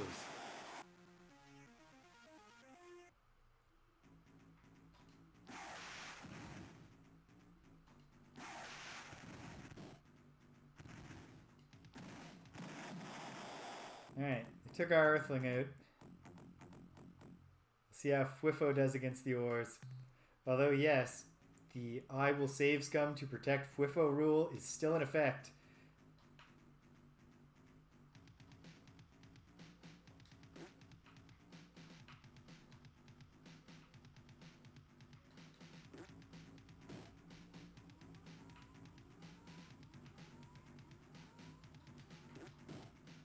Oops!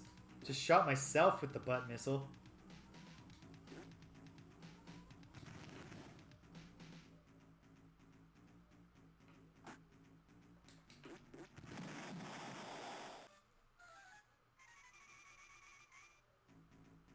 Good job, Fwifo.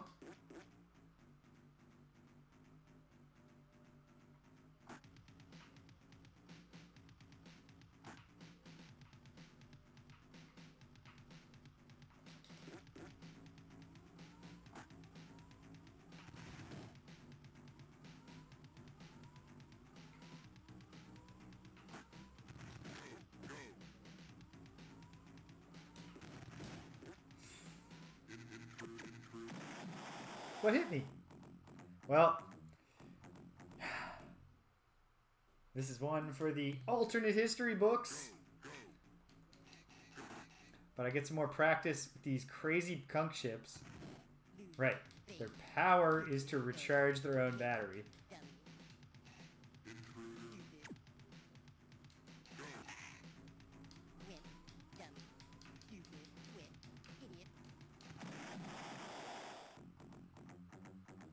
Okay. Well, obviously, big problem for the Pkunk is that they do not have much crew capacity. They have a spread fire weapon, which is helpful, but it's extremely short range. You have to manually recharge their battery. They're extremely fast, not unlike Fwifo and the Spathia looters. They've got serious ability to switch up their direction, move around like this. Yeah, so Wizardry is an infuriating game. You know what's crazy? I mean, some of you might already know this fact. Wizardry 2, the second Wizardry scenario, does not have a character creation option. You can only play the game by importing characters from Wizardry 1, and they pretty much have to be endgame characters. Okay. Getting the hang... Alright. I can tell I'm getting better at the game, even though this didn't go well. Because... because I'm lasting a little bit longer in these fights. Alright. Epsilon Volpe. We're out of here. Whoops. To the star map. Let's try... another Volpe. I mean, should we just go right to the center? See what's going on? Probably crawling with the wards. In which case, we'll maybe... Gamma Mira we haven't done. So we could hit these. We have options. Now we have so much fuel. The galaxy is our oyster. I mean, it isn't right now. I've used most of the fuel getting here. Oh, not a lot going on in Alpha Volpe. What makes it the Alpha? Oh, there's something here. Is it another Melnorm?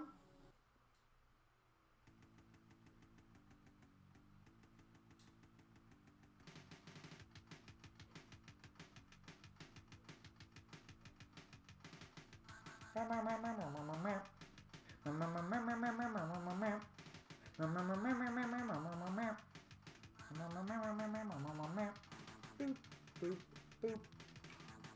Definitely the best song so far. There's too many aliens in this game that I haven't met. Have this data.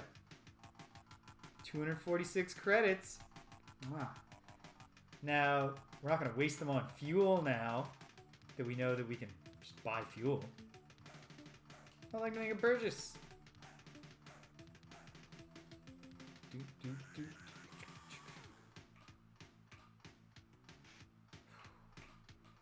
New tech or information? What's your technology? What can you sell me? Details on how to add point defense laser systems to your flagship.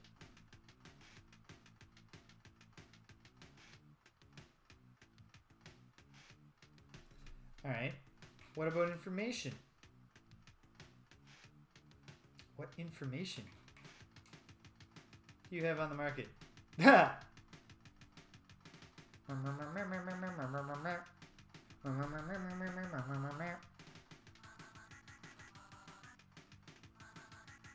Yeah, you have useful data? That's not useful. I know that. I know that.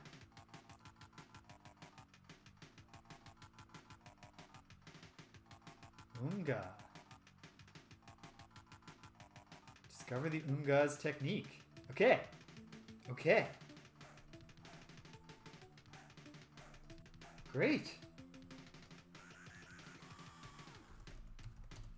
Unga know how to manipulate Ilwrath. That is actually helpful information. I'm glad we traded for that. And now let's get this fancy technology they were just offering.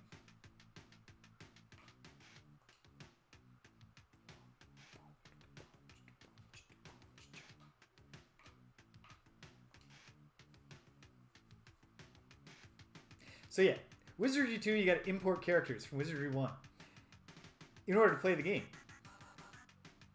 And like level 1 of the Wizardry 2 dungeon is like difficulty scaled as though it were level like X+1 of the original Wizardry. So you need a fully endgame character. You import your character, and the importing process deletes it from your Wizardry 1 data.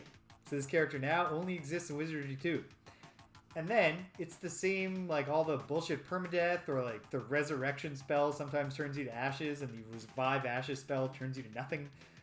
All that stuff still applies. So there are kids in 1982 who on Christmas their parents got them the Wizardry 2 they've been asking for, and by like Christmas dinner they could no longer play Wizardry 2 until they went back and beat Wizardry 1 again. Madness. I can't see myself ever playing that. Wizardry, even with its bullshit, is pretty fun. Yeah, there's a reason that there are still games coming out today that just use Wizardry's battle system as the basis. All right. Plans for building what? Ooh. Well, I certainly hope that we can save up the credits for that. Make the planetary landers more secure. We've got less than 3 years before the Melnorm. Wait, but this is a Melnorm in a different location. This is extremely helpful information to know that they're here. Alpha Vulpe Cule.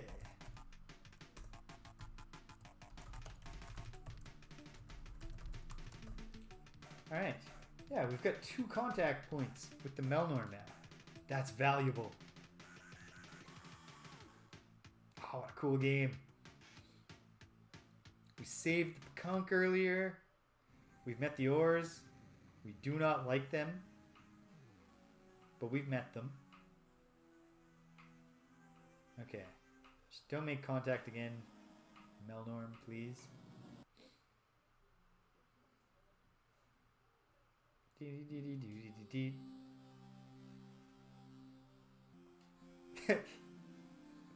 Yeah.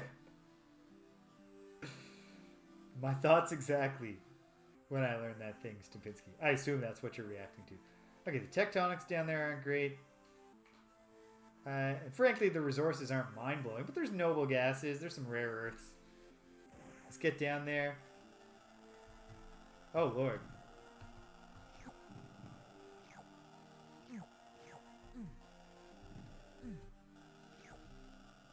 Alright, not making a second trip there. And this is a gas giant, isn't it? I think it is, and I also missed it just now. So, alright. Back to the star map. How much fuel would it cost us to go home? For my records, 22.6. We've got that. Alright. Let's get out of this Vulpecule and check out the remaining Mira planets. Because unless my records are wrong, and how could they be? Someone as attentive to detail as I am, notorious for being. If my records are correct, I haven't done Gamma Mira yet.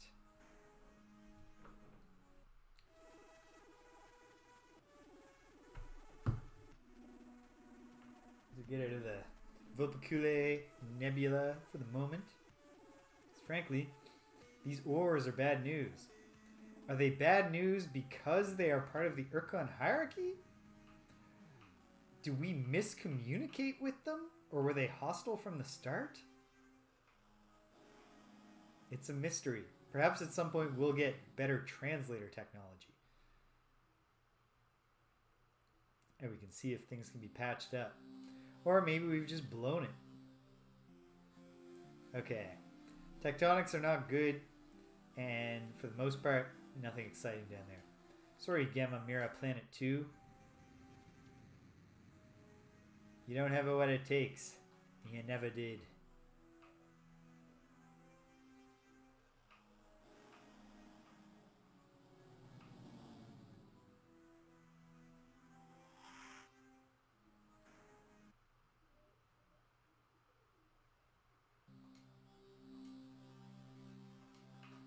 Nothing special going on here on Gamma Mira. Alright. To the star map. What else? What's this? Beta Mira. We've done Beta Mira. What if we went down here? Alpha Indi. That's viable. Look at the size of the... I know this has been on the map for a while, but wow, the Ur-Quan range of the galaxy is huge. Makes sense. They won the war and took over everything. Alright. Let's take it down to Alpha Indi. And from there we'll hit Regulus. Or maybe we won't. We'll see where we're at. Then we'll head home. drop off our haul and see what's going on.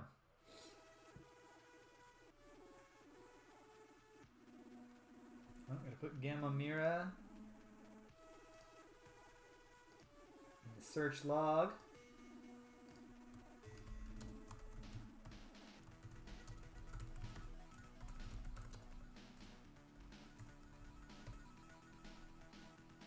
Excellent.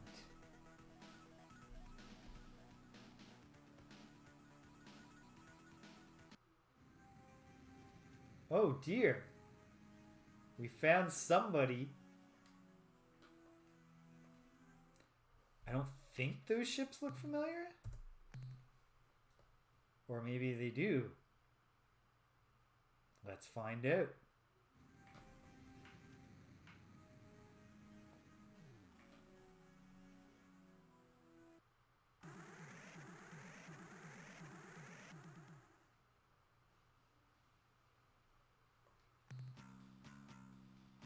The Vooks. The last word in life form destruction. To gain an intimate knowledge of our engines of war, simply place both hands over your eyes and count to 3. Hold on. Why are you so hostile?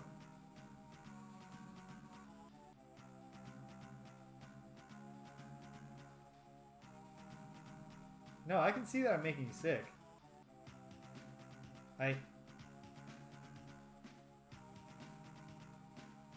Okay, good. There. We're finding middle ground.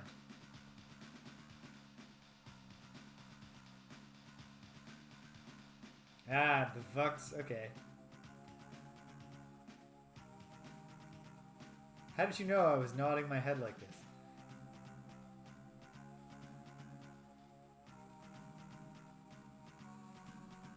Okay, hold on. There.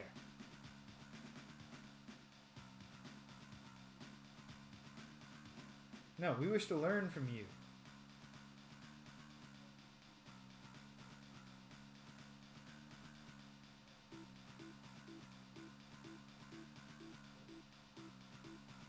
Alpha Serenkov.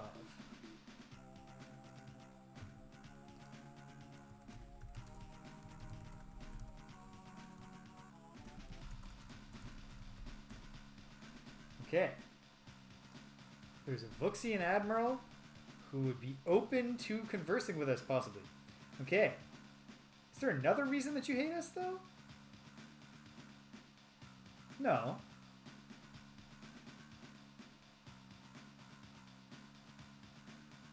Yes, I did learn about this.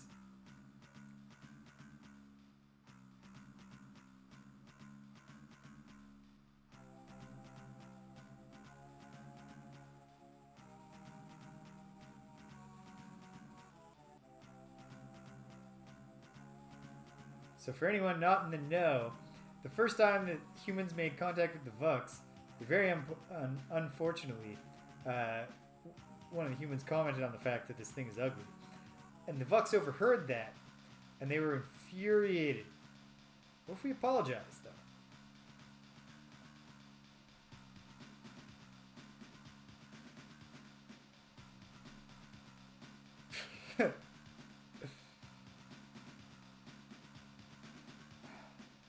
But, like, you've killed Captain Rand. Well, yeah, we're apologizing.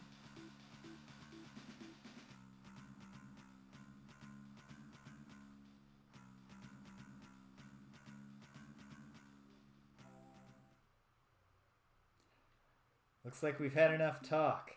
It's time for the main event.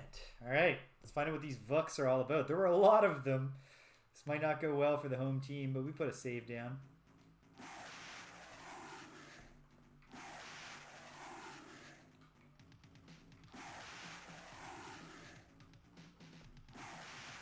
Oh, there's a hit. What is their gimmick?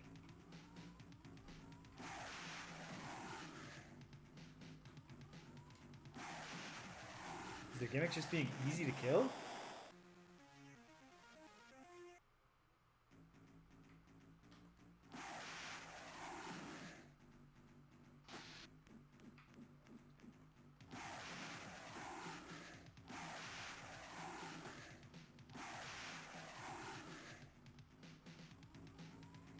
You know, it seems like an invention that every spacefaring race in the Star Control universe could benefit from.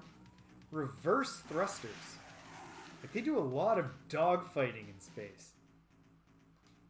Seems like that would really, Alright. Well, the Vux, you know, and hopefully they don't overhear this, but they seem kind of dumb and unskilled at... Oh, there's the trick. They get close enough to you and they just dissolve you. Noted. Alright, Fwifo. No. Let's see if we can get better at fighting as a Pkunk. Whoa. Right. Extreme speed. No. Pkunk are not well suited to an enemy with a strong weapon. Alright. Fwifo. Fwifo, of course, is protected by our vow to keep him alive through save scumming. Because he's the individual NPC that we care about the most. Make them think they're going to get close. And then just keep dropping the butt.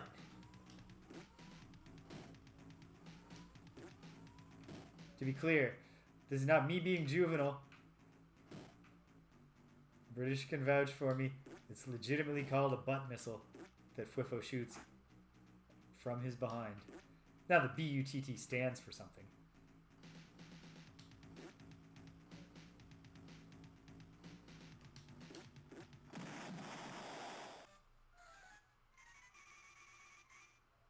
Thank you, British. Okay. Well, we did not make friends with the Vux. We lost Pkunk, but we learned, like, no. Excuse us.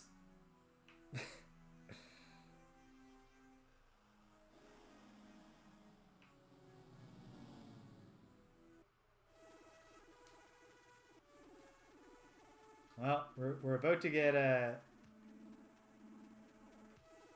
here we go. This was a Regulus? Yeah. Alright. So we've discovered the parameters of Vux space. So this is probably another Vux contingent, unless it's more... Yeah, more Vux. Can we...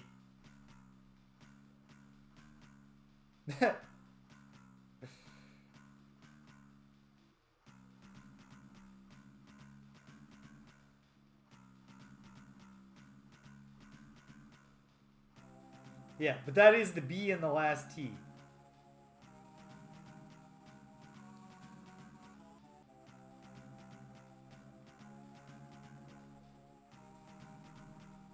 Okay, we're gonna keep trying this. We'd be stronger together, Vux friends. And also, you're really ill-equipped for fighting Fwifo. Or any Spathia-looter. Which is nice. It's nice to feel confident and powerful. Assured. I know what I'm doing. Oops. Okay. Except for the way that we just crashed into a planet and lost several crew members. I know what I'm doing. But to be fair, the camera was not working with me there. That planet came out of nowhere, which is not really something it seems like a planet should be able to do. Yeah, they have such slow acceleration. They need the... They need the planet to... They need that slingshot to even try to catch us. And as we know... If they do catch us, it is game over at a very high pace. But... Hey, we tried to apologize here. In good faith.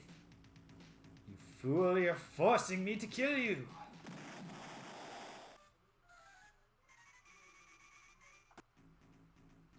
Keep on coming. There's a lot of them.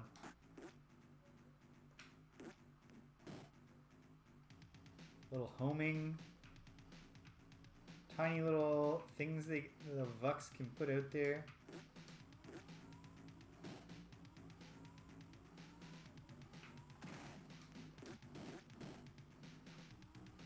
Having real bad luck crashing into this planet again.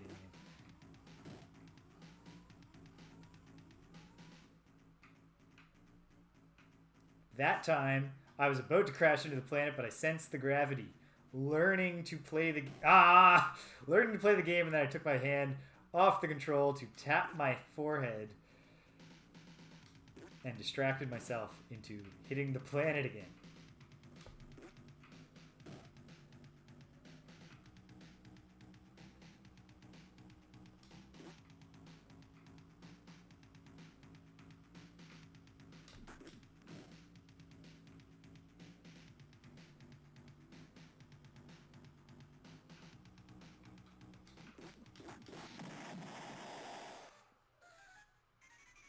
Are they still coming?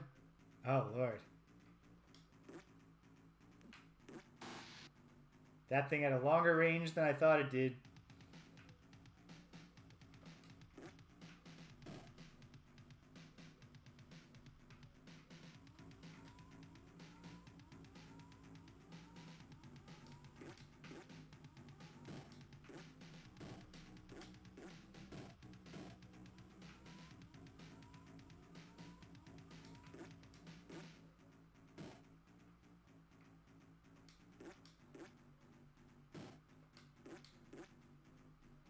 The Vux intruder ship is just not well suited to fighting the Spathia looter. I know the thing I've always read is that there's like a rock, paper, scissors kind of element to the ships.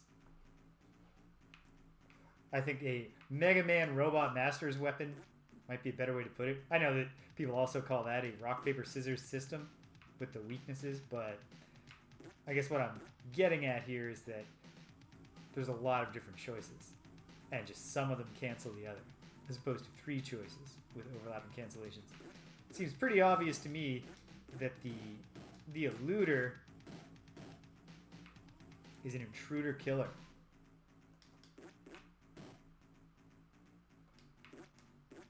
That was a good effort they just made to use the gravity slingshot.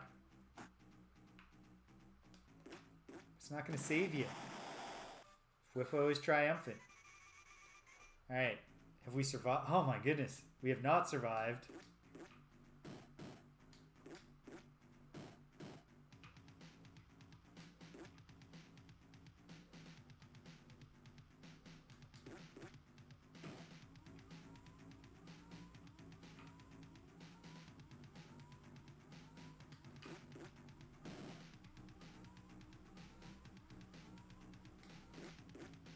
Part of the key to... Oh no! Fwifo is back to the old times. It's just Fwifo on his eluder. But we survived. Alright. I'm sad to lose that Pkunk, but we will try not to lose our other Pkunk. Can we get out of here? Is it even possible? Are we just going to be swarmed by the Vux? Let's see what we can do. No, of course we're not going to be... What did we just learn about the Vux? They're goddamn slow as molasses.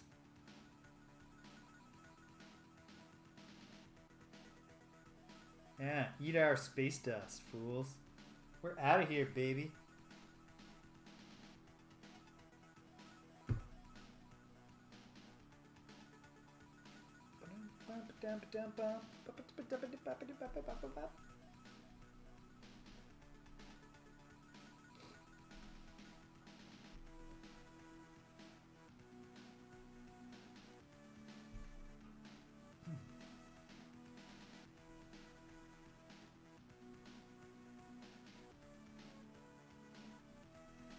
Going home. And we're going to scan the star map before we go next time. See if we can find this Alpha Serenkov. But at the same time, just the existence of more fuel has opened up some other exploration options. Some more uncharted space we can check out. I guess we could go see the Yehat, but they're just going to want to kill us because they're battle thralls now. We'll figure it out. Lots of options. Coming home. I don't think I really have a good enough load that well, we'll find out. Last time, you know, he didn't get all the way... Oh! Some dialogue. No. Never mind.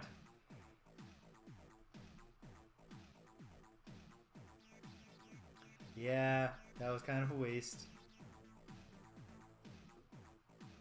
Yeah. Here we go. Alright, the base metals worked out okay. Rare earths. We got some noble gases in there too.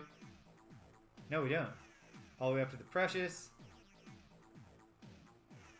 Didn't really have that many radioactives, and we got no exotics. Huh? I feel like the ellipse at the start of his feedback always means that he's like tentative, but from my early meanderings in this game, I know that he's not shy about expressing outright disappointment if you have disappointed him. So, good. Let's get a couple of cruisers back. And let's crew up. Crew up, and then we'll fuel up. I don't really know that we've got the money to do anything else. The money. The resource units. Let's keep our terminology exact, precise, so to speak. Fleeting a thought from much earlier, but yeah, my employer, like, they are running the risk of losing me for no reason right before an accreditation visit. And like, the reason they hired me in the first place is they were on the tightened accreditation cycle because the accreditation board was not impressed with the communications regime that they were offering. Right, curriculum that they were offering. So, like, do they want to go to the meeting next year and say, we don't have any, like, we have some old data about our communications curriculum, but, you know, it's not our curriculum anymore because we lost that guy for no reason. Like, he wanted to stay, and we just, he started asking us to get the HR done in May of 2021, and we bungled it until he took another job in early 2022. So don't worry, we'll figure something out. I don't think that's going to go well accreditation-wise. I don't know. I hope this just works out. I really do love my job. Not that it wouldn't also be fun to teach technical communications for the computer science department if it turns out they wanted me. And I don't see why they wouldn't. Or ultimately, do whatever else. I'm sure there are things I could do in the world. I'm a smart guy. I think I did just save, but being safe here. Making sure that I saved. Yeah, 10 after 5. This is probably my last expedition today. So what are we going to do? Well, first let's just look around. Can we find this Serenkov? Is it in Vux territory? Sextantis? Beta Sextantis? Gamma Sextantis? Yeah, okay. The Sextantis Nebulae. Indi, Alpha Indi, Regulus. What's up here? Gamma Mira, Beta Mira. That, you know, that's always a fallback. I become a professional streamer. I would almost certainly have to diversify to be doing at least a few things that have broad appeal, as opposed to, you know, I'm very, very, very happy right now. Just doing my thing. Is it in the... Where is this Serenkov? I don't know. I mean, there's Spathy space too. What's going to happen if we go to the Spathy space? And we're probably just going to fight a bunch of Spathy. Which might be problematic. Awkward for Fwiffo. And also, I can't just rely... I feel like it'd be hard to rely on Fwiffo. Alright, you know what? Let's just go up here. Delta Virginis. It's going to take 20.4 fuel units to get there. So yeah, worst comes to worst, sure. See if I can make money streaming. But I'm going to have to like find out, what do young people actually want to watch someone do? And who do they want to watch do it? Surely an aging millennial. Right? Who knows? But Hey, I'm approaching affiliate status. Until the 30-day, it tracks your stats in 30-day windows, in a rolling 30-day window, and you have to hit X number of stats, and then at 50 followers. So I'm closing in on 50 followers.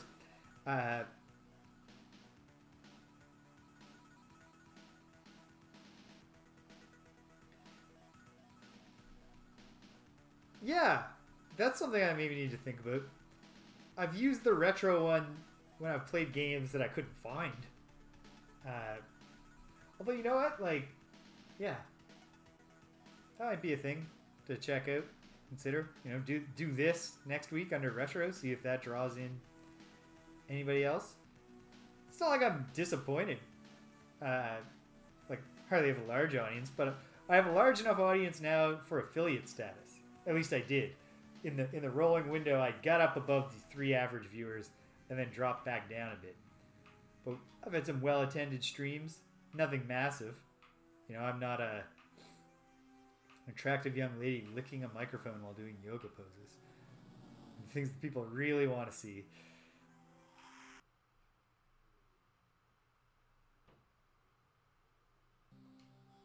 A Redux world. Branch out. Here we go. Another thing is that our Frosthaven show, which we aren't doing yet because Frosthaven's not out, but our Gloomhaven show is just practice for when Frosthaven comes out. And also we have made like no efforts at promotion. We have not gone to the Gloomhaven Reddit and said, hey folks, we're doing a thing.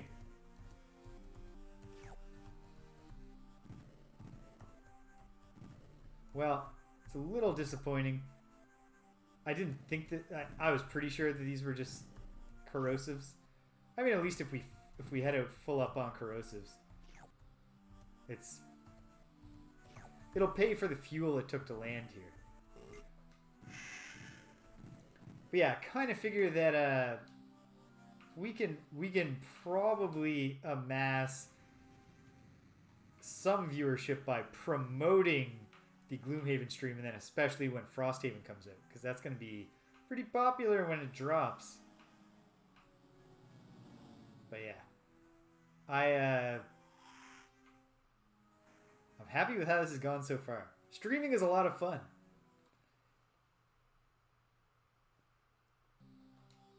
A plutonic world. Now, the name plutonic would make me think like, surely those are radioactives. Ooh, there's life down there. I also didn't replace my lander. But those are probably corrosives based on the color. Who knows? Okay. Let's land over here. Hope for the best.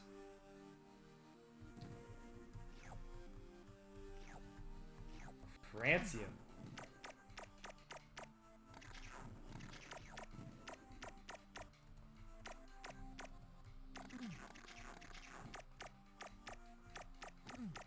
Oof. Whew.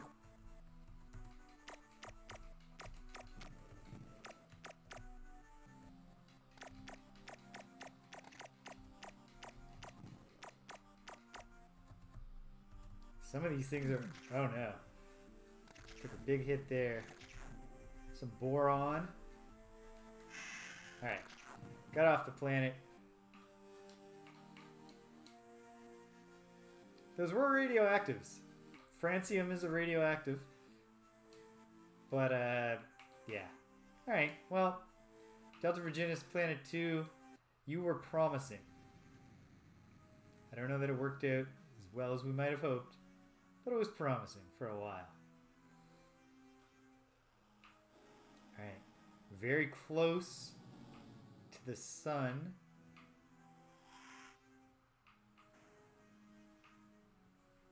Dare I hope.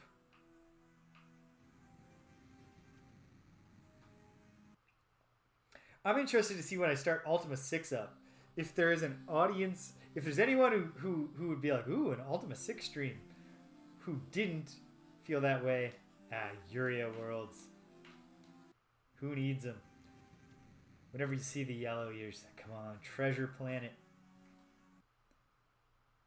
And we have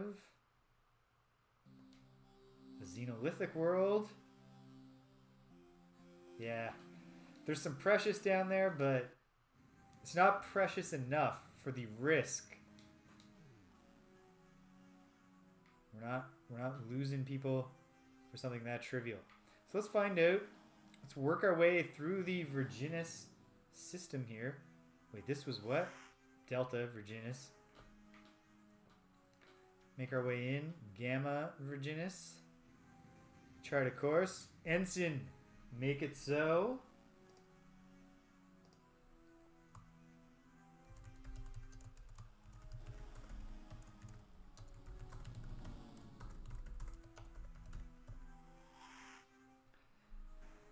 And we'll schlep it on over to the next Virginis star.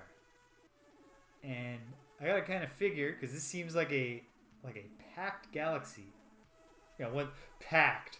It's actually not very densely populated at all in the big scheme of things. You consider all the empty space. But okay, we'll start with this one. Although I gotta head up and check the outer ring planets as well.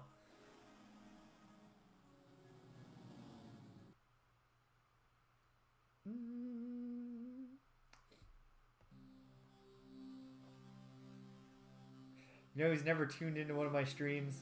Greg. My dear friend Greg. I haven't guilted him about it. And since he's not watching, this won't guilt him about it. But it does... there is a degree to which I'm like, why doesn't Greg ever tune into my stream? Does Greg not think I'd be a fun streamer to watch? Does he not even just want to pop in the chat and say, hey, buddy... Why am I not good enough for you, Greg? We stream together twice a week. You must think I'm okay at streaming if you want to keep doing it with me. I feel like if Greg had a stream, I'd tune in. But yeah, so that's obviously a gas giant. Let's not even waste our time. Alright, let's check this violet world. See, there's one hiding around the sun. Fortunately, the orbit lines help out. This violet world is probably a gas giant. But what's here on the ultramarine world? A very small number of rare earths. Nah. I know this is a gas giant. But every now and then I should confirm to myself that really big planets always turn out to be gas giants. The weather's not great down there. And like, what would you land on anyway? You land in the center of the whole mess. Alright, let's check out this extremely close to the sun planet. I mean, Mercury is an extremely close to the sun planet, and it was loaded with radioactives. It'd be great if that was the case here. It's a maroon world. My favorite Bare Naked Ladies album, Maroon. There are more riches on the Bare Naked Ladies album Maroon in the form of a bunch of great songs than there are here on Gamma Virginis 1. Ah, well. Okay, so there's a tiny little nub of a planet right here. And then the outermost planet of this system. Check that out as well. Selenic world with nothing to offer. Gamma Virginis, come on. Come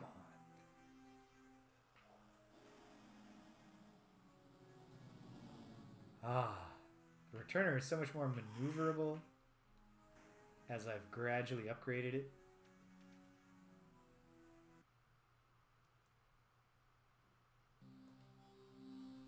Ultramarine world.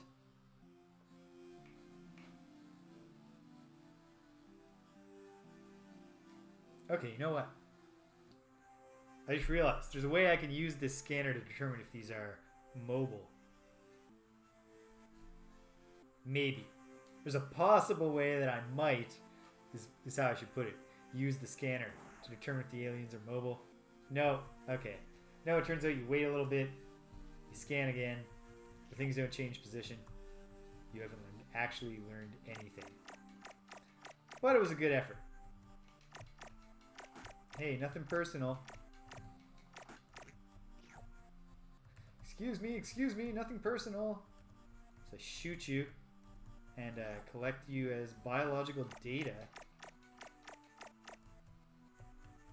to sell to the Melnorm for their eldritch purposes. Probably they don't have eldritch purposes.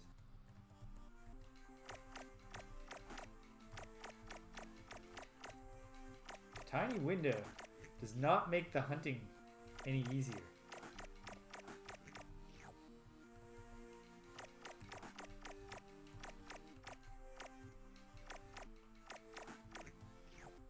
But it's worth risking the planetary lander in repeated combats here, since the next technology we can purchase from the Melnorm protects our planetary landers from indigenous life forms. That'll be a good place to be.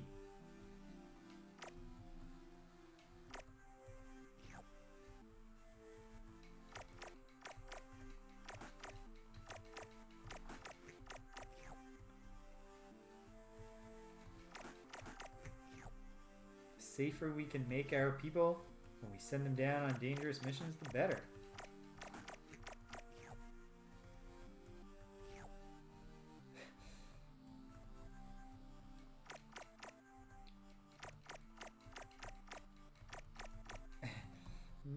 Maybe it's a little questionable to extirpate all life on Gamma Virginis Planet 6. What are you gonna do? And that was it, right? I think we'd hit it all. Let's find out when we zip to the outside.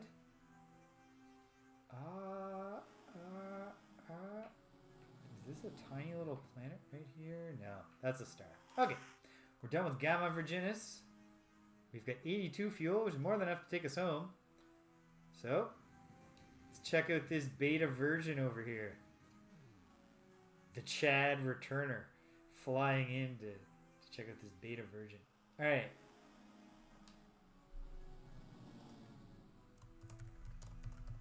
Want to just be clear, I'm not into any of that rhetoric. I'm just aware of it, and I think it's funny in a like, wow, this is stupid and toxic kind of way.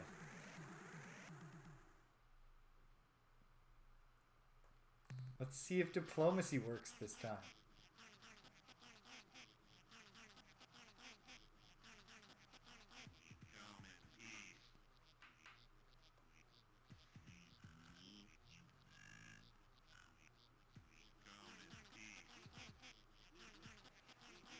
Nah, this probe...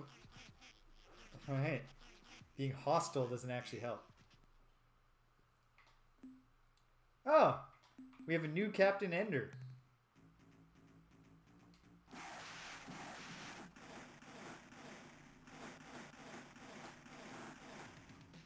Oof. Well, it worked out in the end, but... So the Earthling, like, the missile is powerful, and the way the Salandro flies, as it closes on you, you're in a pretty good position with the Earthling. However, the acceleration on these Earthling cruisers is so bad that as soon as they get close to you with their short-range weapon, they're doing real damage. I think pretty much all that saved us there. You know what? Let's assign new crew to the Ender, to Captain Ender's vessel. Captain Ender the Second. Don't know exactly what made Captain Ender the Second want to get out here in the Returner's fleet after her older brother. We're gonna say that the original Captain Ender was Jack Ender, and this is his younger sister Jill Ender. Wow. Yeah, this world's certainly pellucid. Don't know exactly what that means. But yeah, this was a real beta of a planet, wasn't it? Of a star system. Let's find out about the Alpha Virgin.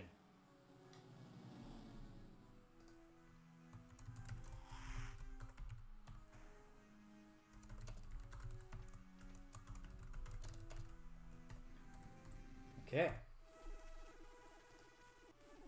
Recorded in my nav log that we checked out Beta Virginis and found literally nothing at all.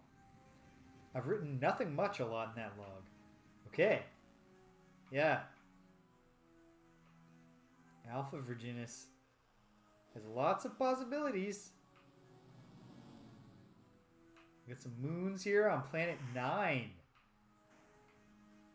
That's as many planets as our solar system. Hail, Waffle Syrup. Good to see you. Are you in the clear now, Waffle Syrup?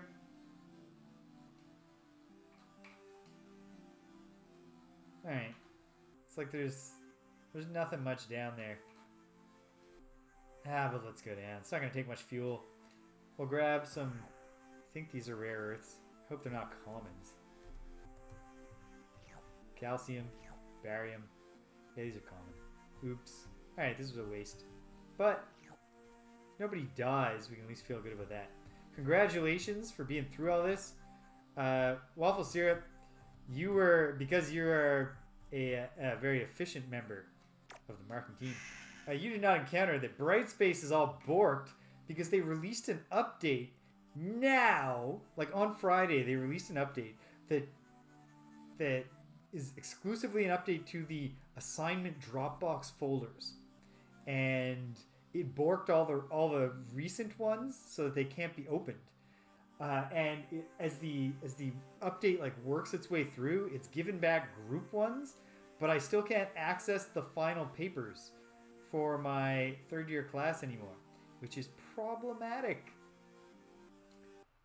Given that I would like to submit final grades tomorrow, we'll see. It's getting dicey. Through no fault of my own, I was on track. Yeah, like, okay, probably the Brightspace people hopefully get time off around the holidays, but is this not a thing you can just auto-schedule? Do the update on Christmas. Nobody is using Brightspace on Christmas. Whereas, given that it is course management software, it seems like it should have been obvious that this was not the time to do it, and yet they did it. Oh, baby. Here we go. It's the mother lode. Nothing living down there. No signs of energy. The tectonics are 2. There's no weather to speak of. Hard to be upset about Brightspace when it all comes together like this for Captain James and the returner. Yeah, that, like, I gather that, you know, in fact, I know from watching interviews with the dudes that these guys were, especially one of the 2 main developers on this game, really into, like, scientific accuracy. In fact, he had to be pulled back from the brink because he was trying so hard to make the distribution of planet types, like, realistic. And they eventually had to be like, dude, this isn't going to affect anybody having fun in the game because nobody's going to notice. You're killing us all here with this. But so like obviously like I assume in the universe there are pellucid worlds and super dense worlds and so on.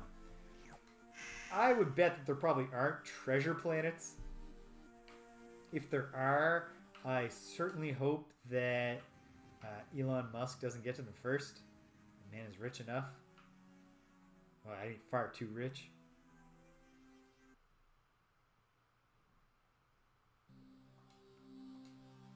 Or Bezos. Not a partisan. I don't want any of the billionaires to capture the riches of the treasure planets of space. Alright, this is a very populated planet. We're going to grab some noble gases and see if we can get some biological samples without losing too many crew members. Ooh, lots of stationary life down here.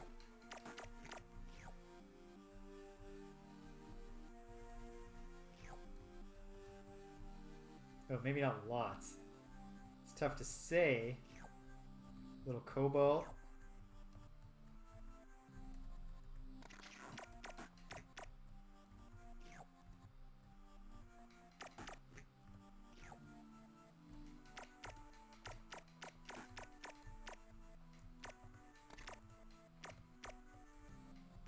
Oh, come on.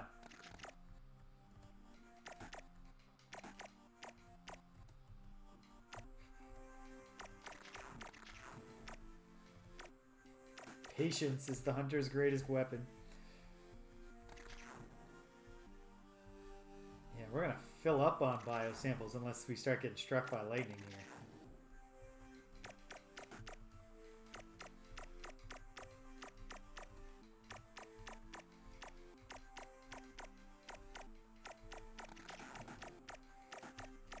If the blaster shots could hit them outside the window, that would be a great addition to the game, I think. I can even accept the constricted window as a thing where it's like, well, we're trying to represent an entire planet here. And, you know, there's not necessarily that bright. Maybe it's not close to the sun. There's many limits on our visibility here.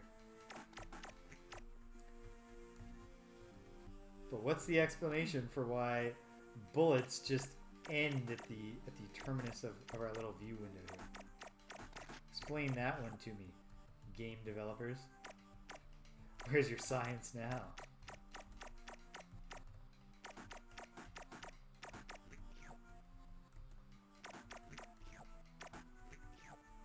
We're actually going to fill up on biological samples for the first time. Nice. And mineral samples almost. Or possibly, yes, for sure. Oh. Alright. Lost half the crew, but their sacrifice has been a boon to humanity. Because I'm betting with that many biological samples, how many did we actually get? 86?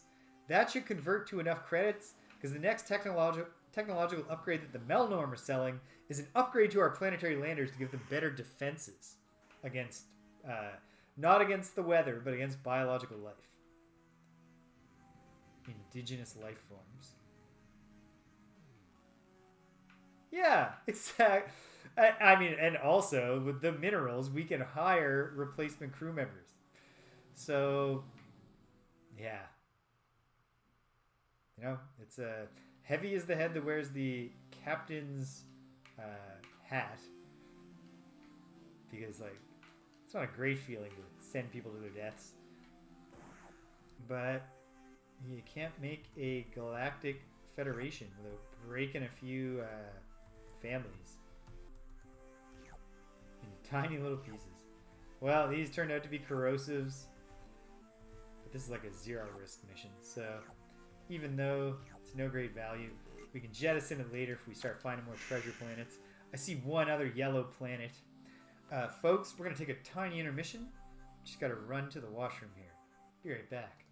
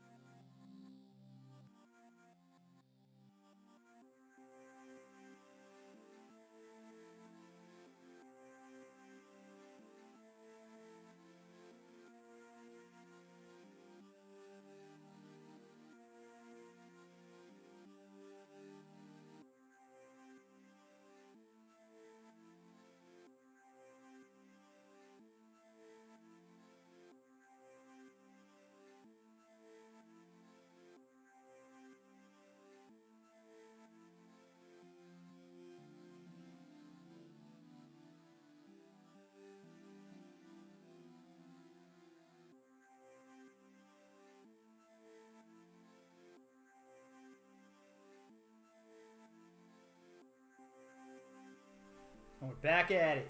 Okay, here we go. We've just done this Halide world, or Halide world, or Halide world, or whatever the word is supposed to be and however it's pronounced. And let's keep going. Now, unfortunately, I didn't do this in an inner ring. I guess I'm going left or right. If I keep to that, at least I've got a pattern that I can follow. Come on, little purple world. Be filled with exotics. We can always hope. Cool alien life. Alright. This purple world sucks. It's the ultraviolet worlds that you want. It's hard for the human eye when we're talking about just some VGA graphics to tell the difference between ultraviolet and purple. Now we get some moons here, which is good because Alpha Virginis 1 looks like a gas giant. If I'm eyeballing it here. Carbide world.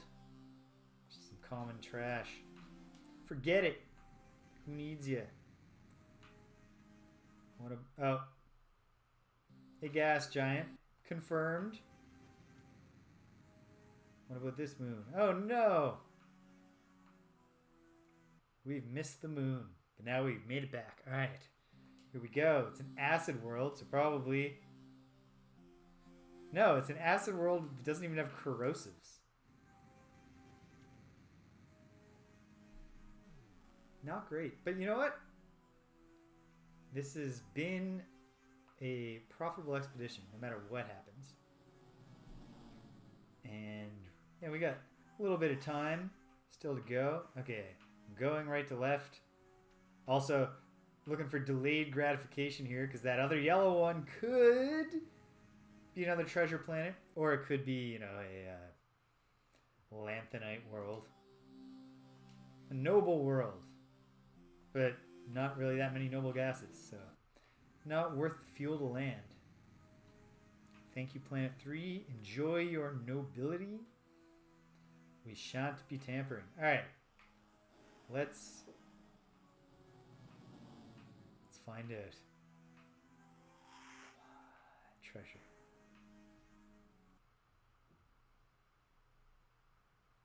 It's not a treasure world, it's a lanthanide world. The tectonics are insane. We are not going down there. You're getting the whole crew killed in a lava explosion. For some rare earths. This is not 21st century Earth, where we treat our fellow humans terribly in the pursuit of rare earth metals.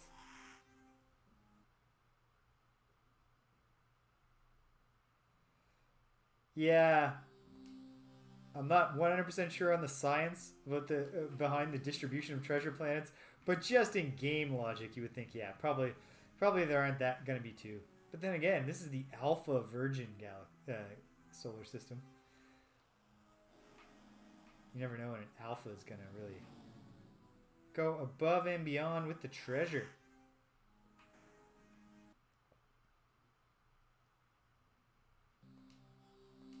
Acid world. Acid worlds are boring. Okay. I think that's Alpha Virginis. And you know what? We did find a treasure planet, so I think this was a pretty successful trip. Yeah. Okay. To the star map. How are we for fuel? 72. We got more than enough to go back. And when I go back, I'm done for the day. Just want to stretch it out a little more. Let's see what Epsilon Tauri's got to say. What riches it can reveal to us. Because I feel like the closer I get to these cluster of stars, I might meet some more spacefaring races, which has had a real mixed record today. We met the Ords, who at first seemed like they might be friendly, but maybe we offended them because there were some translation issues, or maybe they just were already our enemies and we couldn't tell because of translation issues. 3 yellow-looking planets here in Epsilon Tauri. Fingers crossed.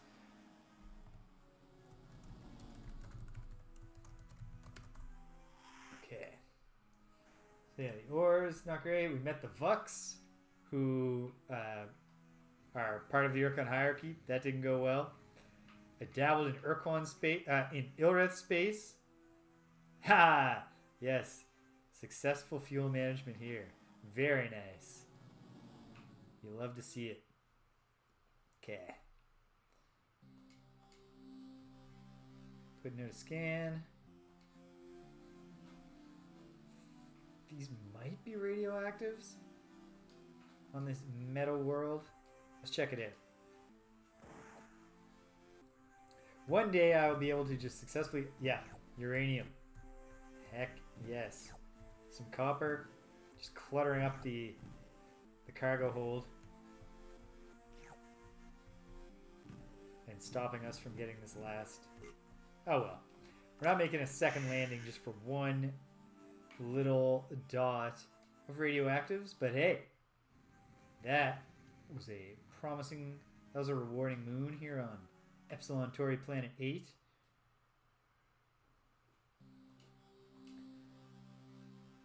I did manage to talk the Pkunk out of trying to reunite with the Yehat.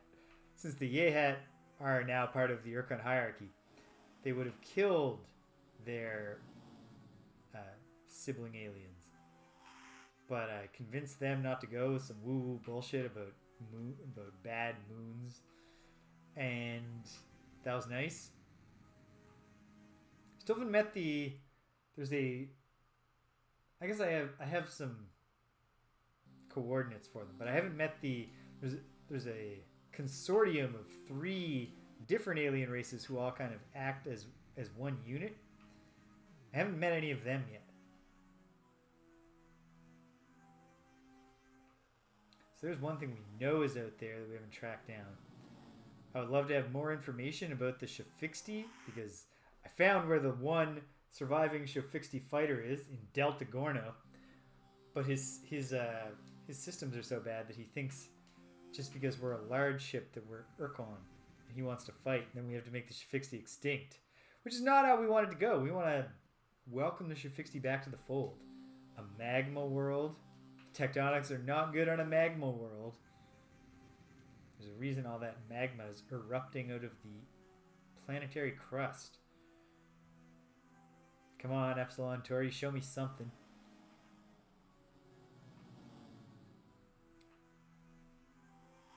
Planet 2. Did I already check Planet 2? That's why you gotta be systematic, which I'm not being right now. My second thesis supervisor is always fond of saying,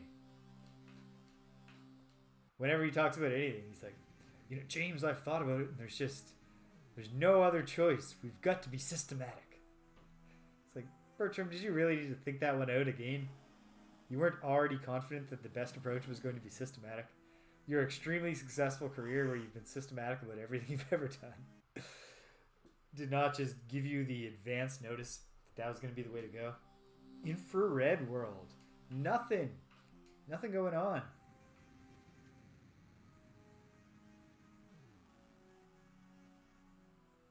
Use so much less fuel when you're not in hyperspace, which makes sense.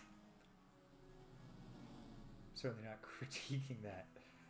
It's part of the game. In fact, it's great to not worry about your fuel while you're zooming around, trying your best not to miss planets, but often missing them. An azure world. Lots of meh down there on the azure world. Alright, we're going to check out one of these yellow planets. Come on, treasure world.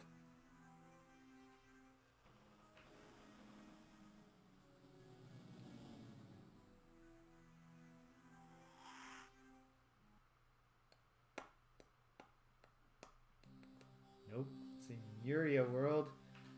Yeah, man. This star system has been picked clean. Has someone been here before us? Dun dun dun. What about this one? Looks like a gas giant. Yeah. But it's got a lot of violet-y looking moons. If we find some exotics, we're laughing. This isn't... Well, hold on. Bioscan. Okay. Yep. It's worth going down here. The weather could be better. But it's not bad. Grab a little cobalt that we don't need. Make some cell phones when we get back to Earth. Oops! Hit the wrong button. Abandoned the planet. A little bit of a waste of fuel, but that's okay. Not that much. Gravity is real weak on this planet. 0.09 Gs, yeah. If only we had some kind of cool jump rocket on our ship. On our landers.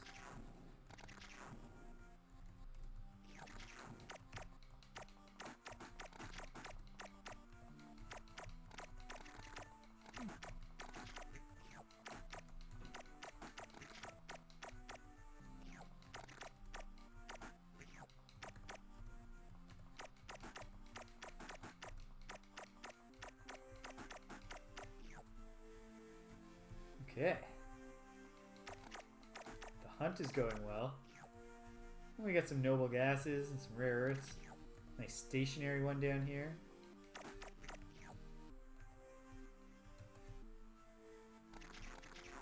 Man, the Melnorm will be thrilled with the amount of biodata we're collecting on this particular expedition. Oh dear. Gotta keep an eye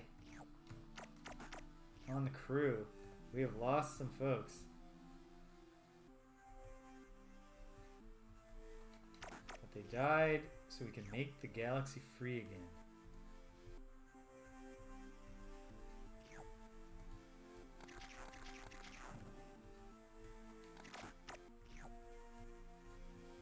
Really nice. Oh, if the Melnorm were selling some kind of weather resistance. Ah, okay, get off of there. Be absolutely tragic to have literally wasted those crew members' lives.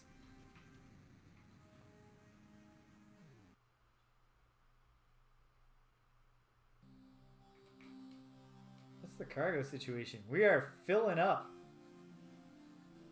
We haven't found any exotics. This purple world is not going to change that. See you later, Purple Moon. That doesn't give me high hopes. Chumawamba's back! Welcome back, buddy. As you can see, I'm still exploring the depths of space. I met some new aliens, all of them hostile. We didn't make any new friends this week. But we're stocking up on minerals and biological data. Exploring the reaches of the universe. We have a bit of a better sense of galactic political boundaries. So, you know, you win some, you lose some. Lots of crew members have died. But for a good cause. Almost ready to head back to Earth and wrap up for the day. I'm not quite ready to be doing 5-hour streams just yet. I might try to do one really long one. I don't know what I'll be doing when I do it. Try to do something long on during the break, which is coming. Yeah, we haven't met the Murmur yet, who are supposed to be our friends, I think. I think the Murmur are good folk.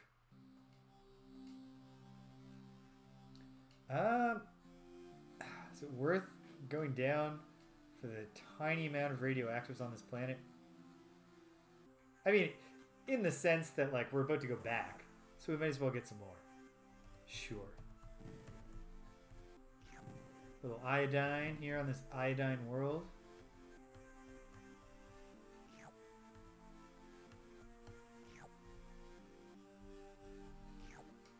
Is iodine a radioactive? Is it just a corrosive? Nah, I think it's corrosive. Oh well. Oh well. Alright, thank you, Planet 9. I think we've done this system. I think we're wrapping it up. No, it's a corrosive. Why do the corrosives and the radioactives have to be so similar in color?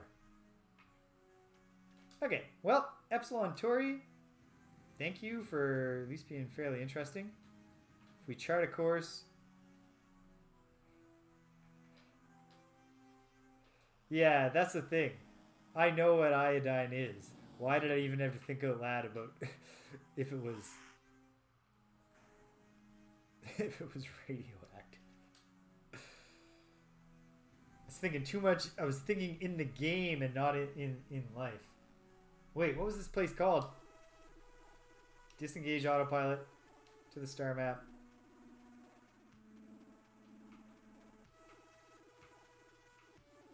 Tori. Epsilon Tori. Alright. Add that to the search logs. Oh. Thank you, Waffle Syrup. I suppose I knew exactly where that star was, too. I had multiple means. I didn't need to panic about not knowing the name of the place.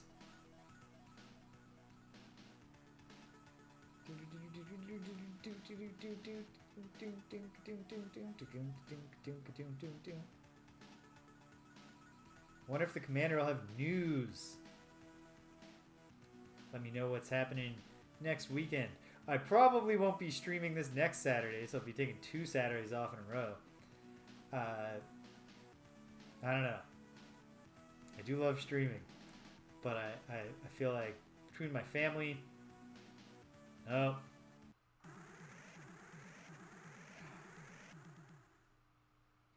couldn't make it easy for us. Well, let's just cut to the chase, Slalandro.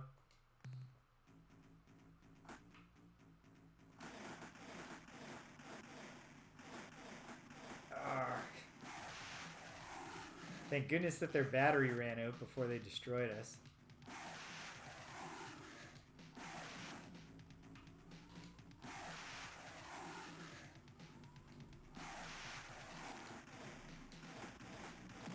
Destroyed.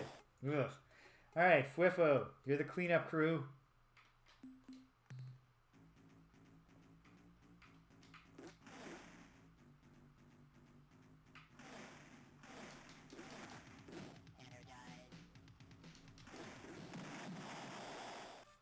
Boom.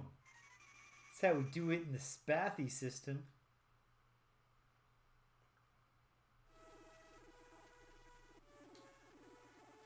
Alright. So yeah, check it out. We know Pkunk space, Ilwrath space, Spathy space, Ur-Quan space, Ord space, and Vuk space. I know that the Yehat are down here in the Serpentis systems. Yeah, but unless the commander gives me something to go on, I want to get up in this, see what's going on in these areas. We know that there are more friendlies out there. We just gotta find them.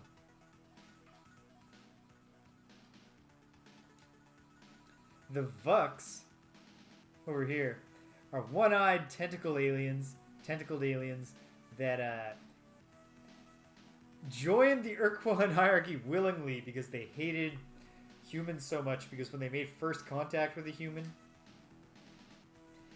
the human, not realizing that his communicator was on, said, "Wow, those things are ugly."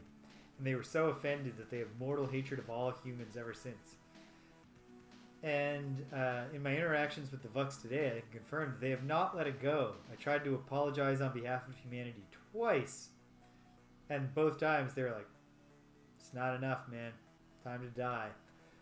To be fair, they also pointed out, beyond the fact of our petty grudge, there's also the matter of you are our foe, like, because we're part of the Ur-Quan hierarchy. Okay, I don't want to risk Fwifo, so we're sending Captain Perks. It's waste. Now I don't have a recent enough save, so Perks has got to get out there and see what he can do.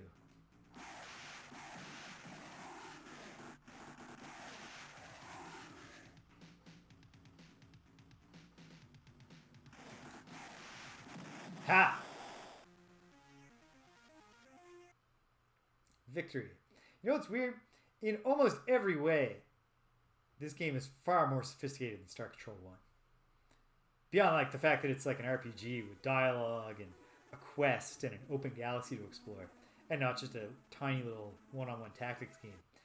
But like better sound, better graphics, smoother. The controls aren't that much different, but they're a little smoother.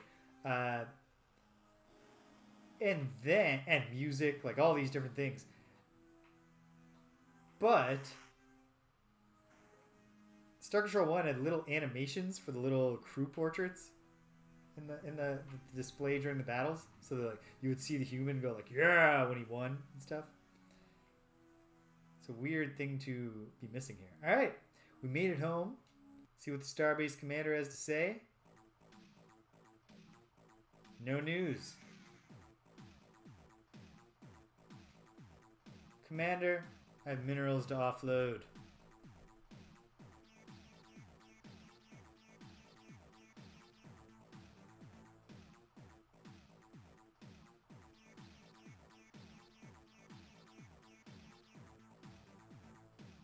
We haven't even got to the good stuff yet.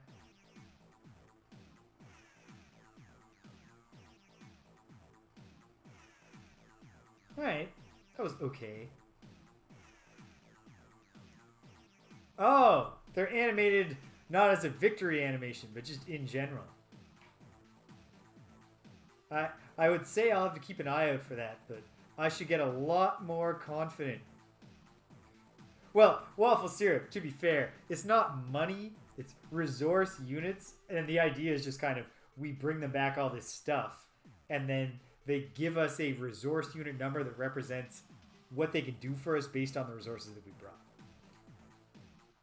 It would be funny if it was just called gold or something, like a role-playing game. He was just like, yeah, even though we're a slave planet, I'm outrageously wealthy. Okay, let's crew back up. Get another Earth cruiser to replace the lost one. It does. The writing's pretty sharp in this game. So they kept an eye out for that kind of stuff. And good for them. Because certainly it's a rich game world that they've created here. We'll fuel back up.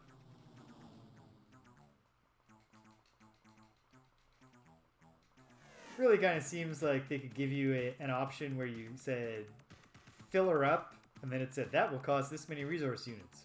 Fill up? And then you say yes or no.